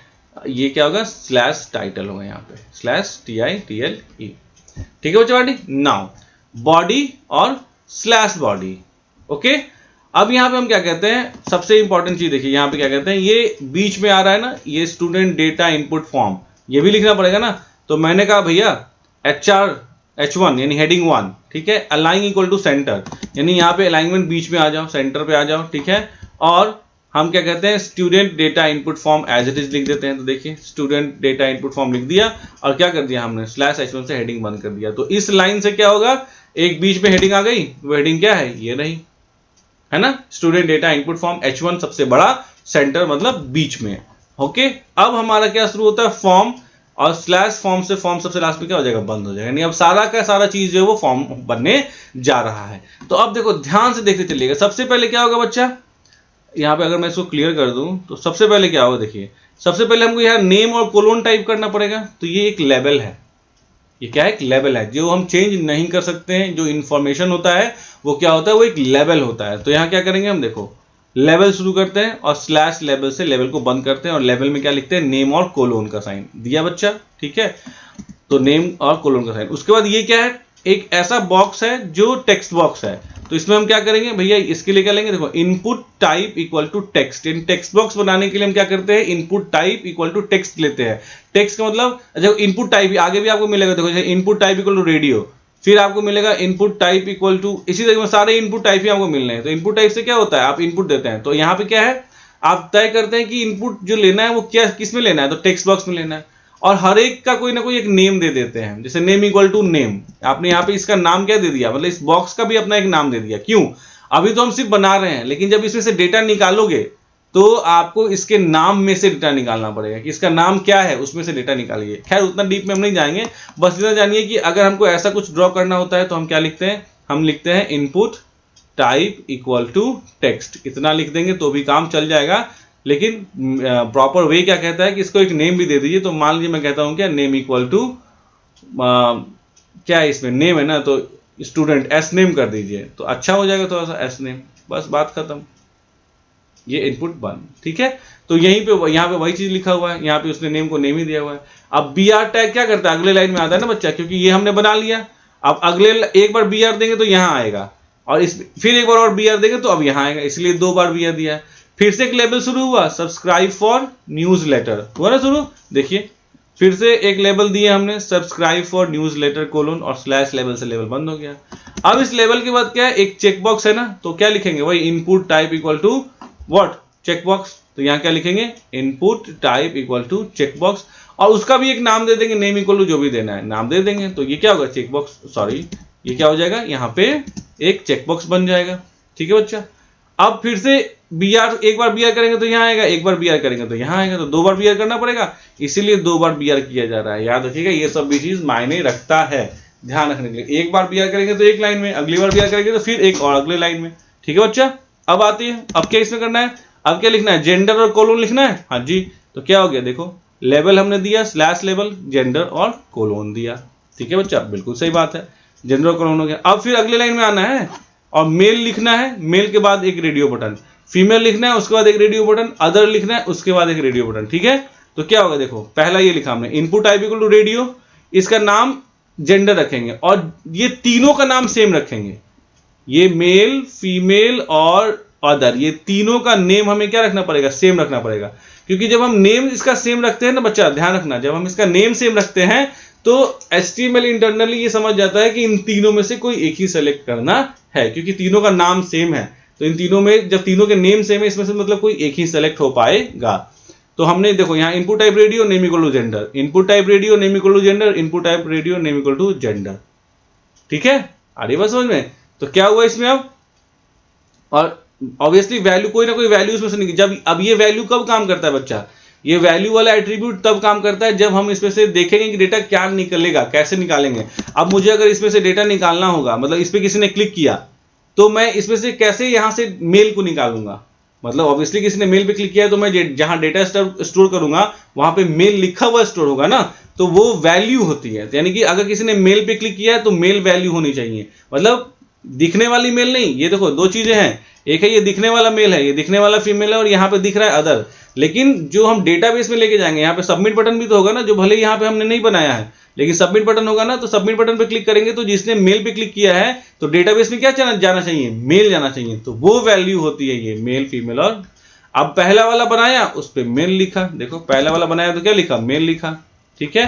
दूसरा वाला बनाया तो फीमेल लिखा, और तीसरा वाला बनाया तो अदर लिखा।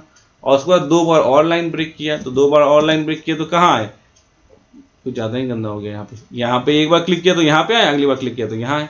अब फिर से एक लेवल है, लेवल का नाम क्या है, कंट्री। तो क्या करेंगे, लेवल कंट्री। अब यहाँ कोलोन साइन दिया हुआ है, लेकिन यहाँ कोलोन साइन दिया हुआ है, नहीं दिया हुआ है, ध्यान रखना है। तो यहाँ पे भी कोलोन साइन नहीं होगा ये, ठीक है। अब ये लेवल आपने बना दिया कंट्री। अब जब लेवल कंट्री आपने बना दिया, उसके बाद ये है सेलेक्ट, इसको क्या कहते हैं, सेलेक्ट कहते हैं, सेलेक्ट। तो यहाँ क्या होगा, सेलेक्ट कर रहे हैं, और स्लैश सेलेक्ट से क्या कर रहे हैं, सेलेक्ट को बंद कर रहे हैं। अब इसके अंदर ऑप्शन 4 दिया था ना क्वेश्चन में, क्या क्या क्वेश्चन दिया, मैं ऑप्शन दिया था, जो है यूएसए होना चाहिए, कनाडा होना चाहिए, यूके होना चाहिए और ऑस्ट्रेलिया होना चाहिए। तो बस क्या कर रहे हैं हम, ऑप्शन, पहला ऑप्शन, दूसरा ऑप्शन, स्लैश ऑप्शन से, स्लैश ऑप्शन स्लैश ऑप्शन से ऑप्शन देते हैं हम। पहला यूएस दिया, दूसरा कनाडा, तीसरा यूके, चौथा ऑस्ट्रेलिया, और स्लैश सेलेक्ट से बंद कर दिया। यानी कि जब भी आपको ड्रॉप डाउन सेलेक्ट करना होता है, आप कौन सा यूज करते हो, सेलेक्ट स्लैश सेलेक्ट को यूज करते हो, ठीक है, और इसके अंदर जो सारी चीजें होती हैं वो ऑप्शन स्लैश ऑप्शन के माध्यम से आप डाल देते हो। तो ये सारे ऑप्शंस जब आप इस पे क्लिक करोगे तो शो किए जाएंगे। It was a good question. इससे आपने पूरा का पूरा एक फॉर्म डिजाइन करना भी सीख लिया। तो इस देखो, अगर आप चाहते हो कि फॉर्म डिजाइन आप सीख लो तो इस कोड को कम से कम 10 बार लिख लो, 10 टाइम्स। जब इस कोड को आप 10 टाइम्स लिख लोगे ना तो अगली बार हर बार टेक्स्ट बॉक्स बनाना सीख गए, हर बार चेक बॉक्स बनाना सीख गए, हर बार रेडियो बटन बनाना सीख गए और सेलेक्ट बनाना भी सीख गए। तो होता क्या है कि बच्चों को समझ नहीं आता कि उन्हें याद क्यों नहीं रहता, क्योंकि आप लिखते नहीं। आप याद करो ना बच्चा, बचपन में हमने क कितनी बार लिखा था, इनफाइनाइट नंबर, ए कितनी बार लिखा था, इनफाइनाइट नंबर, तब तो हमारे दिमाग में बसा। अब ये प्रोग्राम्स भी वैसे ही होते हैं, आप समझ तो गए, लेकिन इसको जब तक आप 10 बार 15 बार 20 बार नोटबुक में लिखिएगा नहीं, आपके दिमाग में ये एक तरह से नहीं जाएगा। तो इसलिए बच्चे मुसीबत में पड़ जाते हैं जब एग्जाम हॉल में आते हैं। तो लिखिए नोटबुक में जितनी ज्यादा बार लिख सकते हैं उतनी बार इसको आप लिखिए, ठीक है। तो this was question number 24 section D का। अब आते हैं, अब या तो वो करना था या तो ये करना था। तो ये है आपका और सेक्शन। मतलब क्या है कि या तो आपको ये वाला क्वेश्चन करना था, सेक्शन 24 का ए करना था, और 24 का ए अगर आप नहीं करना चाहते हैं तो फिर आपको करना था क्या, 24 का बी वाला सेक्शन, राइट। ये क्या कहता है, observe the screenshot of the following content in a web page and write HTML code to generate the desired output. यानी इसको आपको क्या करना है, जनरेट करना है। यानी कि एक टेबल है ये, ठीक है।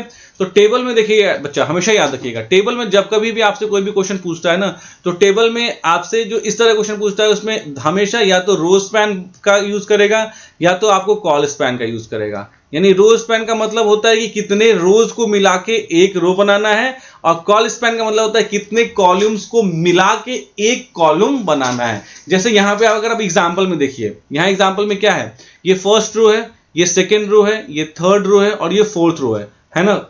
लेकिन इन चारों रो को मिला के आपको एक डिटेल सेक्शन बनाना है। ये चारों रो को मिलाना है और एक डिटेल सेक्शन बनाना। अगर आप इसको दूसरे तरीके से समझो ना बच्चा, तो इसको बड़ा आसान से तरीके से समझ सकते हो कि अगर मैं ये कहूं कि करना क्या था कि यहां पे हेडिंग तो डिटेल्स जाना था, DETAILS और ऐसे बनना था, है ना, ये बनना था, ठीक है। तो अगर डिटेल्स यानी कि जब हम टेबल की हेडिंग क्रिएट कर रहे होंगे उसी समय बोल देंगे भैया ये टेबल की हेडिंग जो है वो अकेला नहीं होगा, ये कितने हेडिंग्स के मतलब कितने रोज के साथ में आएगा, तो एक रो, दो रो, तीन रो और चार रो के साथ आएगा। यानी कि डिटेल्स की कैपेसिटी एक की नहीं है, 4 रो की बराबर है। यानी कि जब हम इस हेडिंग को डिजाइन कर रहे होंगे उसी समय बता देंगे कि इसकी कैपेसिटी 4 रोज के बराबर है, इन 4 रोज के बराबर इसको अकेला जगह दे दीजिए। तो चलिए देखिए, HTML, ठीक है, /HTML, बॉडी, है ना, और स्लैश बॉडी। हम हेड स्लैश हेड देना चाहे तो दे सकते हैं, छोड़ना चाहे तो छोड़ भी सकते हैं। अब हमें यहां क्या करना पड़ेगा, टेबल बॉर्डर इक्वल टू 1 देना पड़ेगा। क्यों देना पड़ेगा टेबल बॉर्डर इक्वल टू 1? क्योंकि हमने यहां पे क्वेश्चन में दिया हुआ है हमें कि table border size should B 1। अगर आप ये नहीं देंगे तो हाफ मार्क्स आपके डिडक्ट हो जाएंगे, याद रखिएगा। अब देखिए एक नया रो शुरू होता है, तो ऑब्वियसली बच्चा ये क्या होता है, this is what, this is also a row. चलिए इसमें इसको क्लीन करता हूं, ठीक है। ये क्या, ये अगर इसको ऐसे से करेंगे, इस तरीके से करेंगे, तो ऑब्वियसली ये पहला रो है, फर्स्ट रो है, ये सेकंड रो है, ये थर्ड रो है, ये फोर्थ रो है। यानी कि जब ये बनेगा तो TR लगेगा टेबल रो, ये भी TR से बनेगा, ये भी TR से बनेगा और ये भी TR से बनेगा। और यहाँ पे /TR, यहाँ पे /TR, यहाँ पे /TR और यहाँ पे भी /TR होगा, है ना बच्चा। सो क्या हो रहा है यहाँ पे, देखिए सबसे पहले जब हम टेबल हेडिंग बनाते हैं तो ये छोड़ दीजिए, रोज पे छोड़िए, टेबल हेडिंग बनाते हैं ना, TH डिटेल्स /TH, तो ये टेबल हेडिंग हो गया, यहाँ पे डिटेल्स आ जाता ना, डिटेल्स। अब उसके बाद फिर TH हेडिंग, फिर TH मेंबर, फिर TH एज और ईमेल, है ना। TH का मतलब क्या होता है, टेबल हेडिंग। टेबल हेडिंग थोड़ा सा बोल्ड आता है, बस यही फर्क होता है। यानी पहला रो क्रिएट किया, उस रो के अंदर आपने 5 हेडिंग को क्रिएट करना था, तो आपने यहाँ क्या किया, रो TR और /TR से रो क्रिएट कर दिया और 5 हेडिंग, देखिए हेडिंग 1 2 3 4 और 5, और सबको TH से दिया, TH details /TH, TH activity /TH, TH member name /TH, TH age /TH, TH email /TH। ये सब वही है जो यहाँ लिखा हुआ है, details, activity, member name, age और ईमेल, ठीक है। अब इसको जब डिटेल्स को बना रहे थे ना, इस समय आप देखिए बस कि कितने रोज को मिलाया गया है, 1 रो, 2 रो, 3 रो और 4 रो। यानी डिटेल्स वाले को जब बनाया गया है उस समय बनाते समय टोटल कितने रोज को शामिल किया गया, 4 रो को शामिल किया गया है। इसीलिए हम यहाँ क्या लिख देंगे, अब हम यहां लिख देते हैं एक और चीज, रो स्पैन इक्वल टू 4, यानी इसकी कैपेसिटी 4 रोज तक जो है वो फैली हुई है, ठीक है। अब जब अगला शुरू करेंगे बच्चा टीआर, तो जब हम अगला टीआर यूज करेंगे तो अब ये वाला रो शुरू हुआ। तो अब ध्यान देखो, ये वाला जब रो शुरू हुआ तो यहीं से वैल्यू स्टार्ट हो रहा है ना, वैल्यू तो यहीं से स्टार्ट हो रहा है, क्योंकि ये सबके लिए वैल्यू अकेले ही डिटेल्स लेके बैठा हुआ है। तो अब हमारा टेबल नॉर्मल टेबल हो गया, यानी यहां से लेके और यहां तक का टेबल नॉर्मल हो गया, यानी कि ये पहला रो होगा, है ना। मेरे कहने का मतलब ये है कि अब जो है ये यहां से लेके यहां तक का टेबल नॉर्मल हो गया, ये पहला रो, ये दूसरा रो और ये तीसरा रो। तो बस टीआर कीजिए, फिर टीडी में ये सारे वैल्यूज दे दीजिए। देखिए तो यही है कि नहीं, मैंने टीआर बनाया, स्लैश टीआर से बन गया, वैल्यू कितने दिया, 1 value, 2 value, 3 value, 4 value, chess club, John Doe 28 और ये जो भी ईमेल आईडी है। तो देखिए चेस क्लब, जॉन डो 28 और जो भी ईमेल आईडी, ठीक है, चेस क्लब जॉन डो, तो यहां पे देखिए chess club John Doe 28 email ID हो गया, राइट। तो ये पहला रो बन गया। ठीक वैसे ही अब क्या करेंगे, दूसरा रो बनाएंगे, तो फिर से टीआर शुरू हुआ और स्लैश टीआर से बंद हुआ। इसमें भी 4 वैल्यू। अब 4 वैल्यू क्यों दे रहे हैं, क्योंकि यहां पे हमने फर्स्ट लाइन में ही बता दिया था कि ये जो हेडिंग है हमारी, ये 4 रो के बराबर पहली जगह लेके बैठी है। तो जब 4 रो के बराबर जगह लेके बैठी हुई है तो हमारे लिए सिर्फ यही बचता है ना, सिर्फ यही बचता है ना। तो ये क्या कर दिया हमने, क्रिएट कर दिया। ठीक है, वैसे ही फिर से एक नया टीआर क्रिएट किया, नया टीआर क्रिएट किया, इनके अंदर 4 टेबल वैल्यू, टेबल के डेटा डाल दिए और स्लैश टेबल स्लैश। तो मतलब आपको सिर्फ समझना क्या था, आपको समझना यही था कि जब हम ये हेडिंग बना रहे थे डिटेल्स हेडिंग, तो डिटेल्स हेडिंग जो है वो सबसे ऊपर होना चाहिए था, लेकिन इसको 4 रो के बराबर की कैपेसिटी दे दी गई है, इसीलिए ये टीएच रो स्पैन 4 हो गया। और जब इसको हमने एक ही बार में 4 रो की कैपेसिटी दी तो टेबल हमारा ये बचता है ना, फिर ये बनाइए फिर। ठीक है बच्चे बाड़ी, तो this is how you can use this question, you can create this question. तो this was section D, right बच्चा, सेक्शन डी में यही क्वेश्चंस थे। तो आगे चलते हैं और लास्ट एक सेक्शन है हमारा, वो है सेक्शन ई, जो केस स्टडी बेस्ड क्वेश्चन है। 2 क्वेश्चन होंगे 4 मार्क्स के, यानी टोटल इसकी वेटेज है 8 मार्क्स की। क्या कहता है, सूरज इज अ, ये सबसे मतलब केस बेस्ड स्टडी सबसे आसान होता है, बस आपको थोड़ा समझना होता है। Suraj is a novice in digital communication, he has recently joined a company where the most communication happens over internet। ठीक है, on multiple occasions, मतलब उसने एक कंपनी ज्वाइन, सूरज ने जो है वो एक कंपनी ज्वाइन की है जो जहां पे जितने भी कम्युनिकेशन है वो इंटरनेट पे ही होते हैं। ऑन मल्टीपल ओकेजन्स, बहुत सारे ओकेजन्स पे Suraj faces problems while working over internet. क्योंकि वो इंटरनेट का उतना बड़ा जानकार नहीं है, उतना उसको कुछ नहीं आता है, तो उसको प्रॉब्लम्स होते हैं जब वो इंटरनेट पे काम करता है। Help him by answering the following question. बताइए क्या क्या आप पूछ रहे हैं। सबसे पहला क्वेश्चन पूछ रहा है क्या, कि Suraj is asked to send an email to his supervisor, he types in the content and provides the email address of the recipient as www.gmail.com।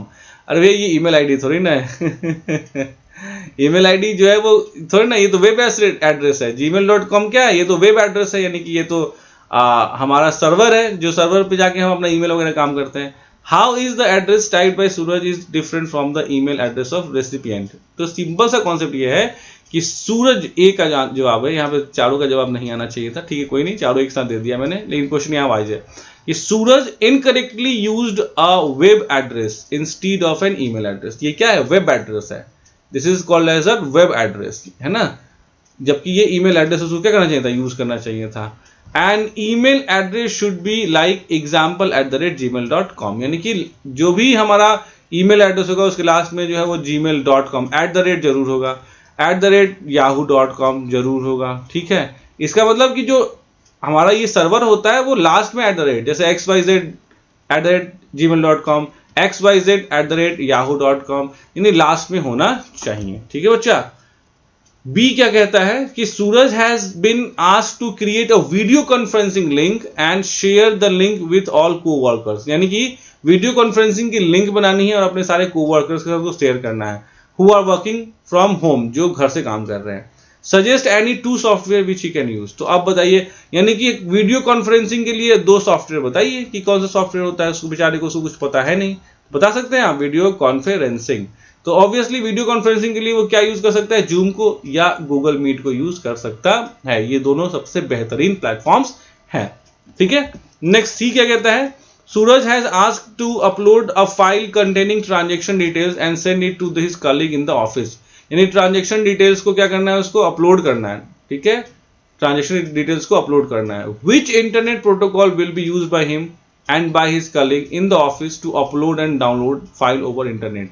यानी जब भी फाइल से रिलेटेड कोई भी काम होता है, फाइल के अपलोड से रिलेटेड या फाइल के डाउनलोड से रिलेटेड, इन दोनों में से कोई सा भी रिलेटेड वर्क होता है बच्चा, जो प्रोटोकॉल यूज होता है वो कौन सा यूज होता है? एफटीपी। एफटीपी मतलब फाइल ट्रांसफर प्रोटोकॉल। हालांकि इसका आंसर एचटीटीपी भी हो सकता था, लेकिन एचटीटीपी हम इसलिए नहीं दे रहे हैं क्योंकि स्पेशली यहाँ फाइल के डाउनलोड और फाइल के अपलोड का यूज होता है। एचटीटीपी भी हम कर सकते हैं, फाइल के अपलोड को और डाउनलोड को काम कर सकते हैं। यानी एचटीटीपी भी एक ऐसा जो हमारा प्रोटोकॉल है, हाइपर टेक्स्ट ट्रांसफर प्रोटोकॉल, जो अपलोड और डाउनलोड के लिए यूज होता है, लेकिन मोर स्पेसिफिकली एफटीपी यूज होता है। इसलिए इसका राइट आंसर क्या होगा? एफटीपी। डी क्या कहता है? Suraj has been asked to use social networking site to promote sales. ठीक है, अब इसके बारे में आप मुझसे ज्यादा जानते हैं ना, फेसबुक आप ज्यादा जानते हैं, इंस्टाग्राम आप ज्यादा जानते हैं, ठीक है, सोशल नेटवर्किंग साइट्स में। नेक्स्ट है 26 क्वेश्चन। 26 क्वेश्चन मतलब अब 25 था, वो भी केस बेस्ड क्वेश्चन था जिसमें 4 क्वेश्चन थे। ठीक है, आपको 4 नंबर मतलब 2 क्वेश्चन 4 नंबर के, तो 4 क्वेश्चन थे। देखिए 1 2 3 4, चारों के आंसर मैंने एक ही साथ दे दिए थे, अलग अलग भी दे दिए थे। ठीक है, ठीक वैसे ही 26 क्वेश्चन में भी 4 क्वेश्चन होंगे, है ना। Raghu is a painter and blogger. Oh my God, बताइए आजकल लोग पेंटर लोग भी ब्लॉगर हो गए बताइए, सोच रहे हैं आप। He regularly updates his painting. Okay, painter मतलब पेंटिंग बनाने वाला पेंटर, घर का पेंट करने वाला पेंटर नहीं। ठीक है, on his blog recently he saw one of his paintings are being used in a presentation by his friend Nityanand without acknowledging Raghu as a creator. यानी नित्यानंद उसका दोस्त जो था, उसने उसको धोखा दे दिया, उसकी पेंटिंग को अपने प्रेजेंटेशन में यूज कर दिया और नाम तक नहीं लिया कि हाँ रघु की पेंटिंग है ये। तो कहता है व्हाट क्राइम, कोई क्राइम किया है क्या नित्यानंद ने? हाँ बिल्कुल किया भाई, मेरी चीज को अपना कैसे बता सकता है? तो the crime committed is plagiarism और कॉपीराइट। अगर देखो उस पेंटिंग को, रघु ने उस पेंटिंग पे जो है अगर कॉपीराइट ले लिया होगा, कॉपीराइट का मतलब क्या होता है? आपको जो है वो कॉपीराइट लेना होता है, इसके लिए ऑर्गेनाइजेशन होती है जो कॉपीराइट देती है। कोई भी कंटेंट जो आप बनाते हैं, जैसे मैंने बुक लिखी है, राइट, लिखिए, सच में लिखिए, CBSE CS Python class 11th की और सीएस क्लास 12th की 2 बुक्स मैंने लिखी हैं और भी बुक्स इन क्यू हैं।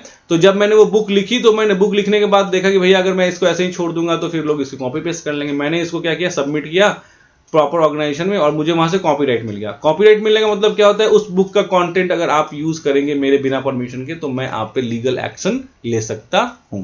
तो अगर पेंटिंग को कॉपीराइट लिया होगा रघु ने, तो कॉपीराइट के तहत वो जो है वो क्या कर सकता है?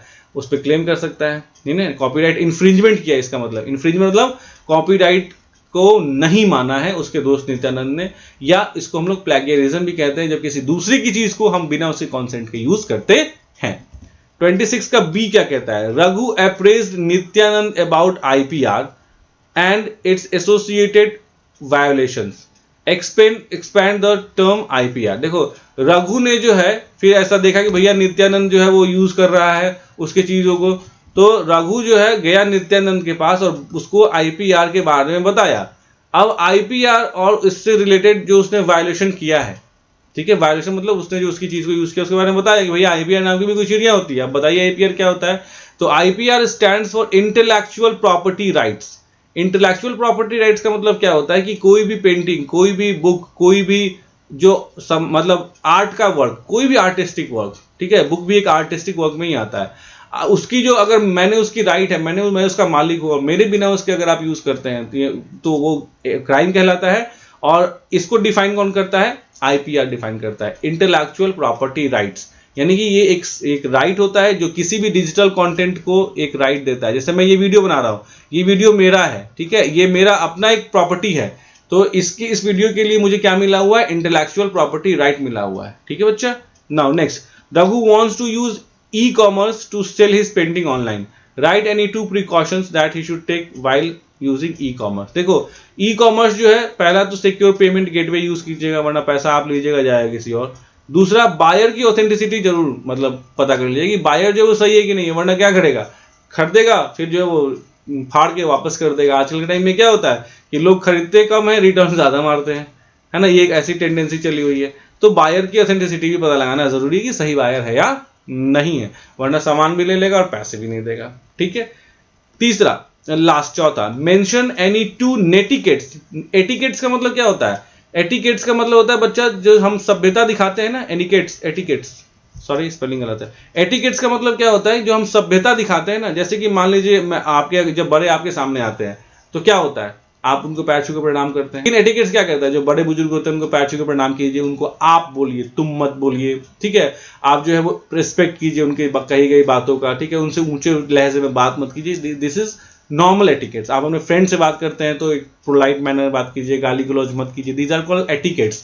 तो और वही एटिकेट्स जब इंटरनेट पे आप फॉलो करते हैं उसको हम लोग क्या कहते हैं, नेटिकेट्स कहते हैं। तो नेटिकेट्स का मतलब होता है जब आप ऑनलाइन हैं और रिस्पेक्टफुल हैं, यानी यह नहीं कि ऑनलाइन आए हैं तो किसी को भी कुछ भी बोल दे रहे हैं, टोन आपका गलत है, बिल्कुल गलत है। अवॉइड स्पैमिंग, झूठ मूठ एक ही मैसेज बार बार किसी को मत भेजिए, वो इरिटेट होंगे इससे। This is called what, avoid spamming, right? So this was the question number 26, and by this we complete the complete explanation of 2024 board exam question paper for computer application class 10 students code 165।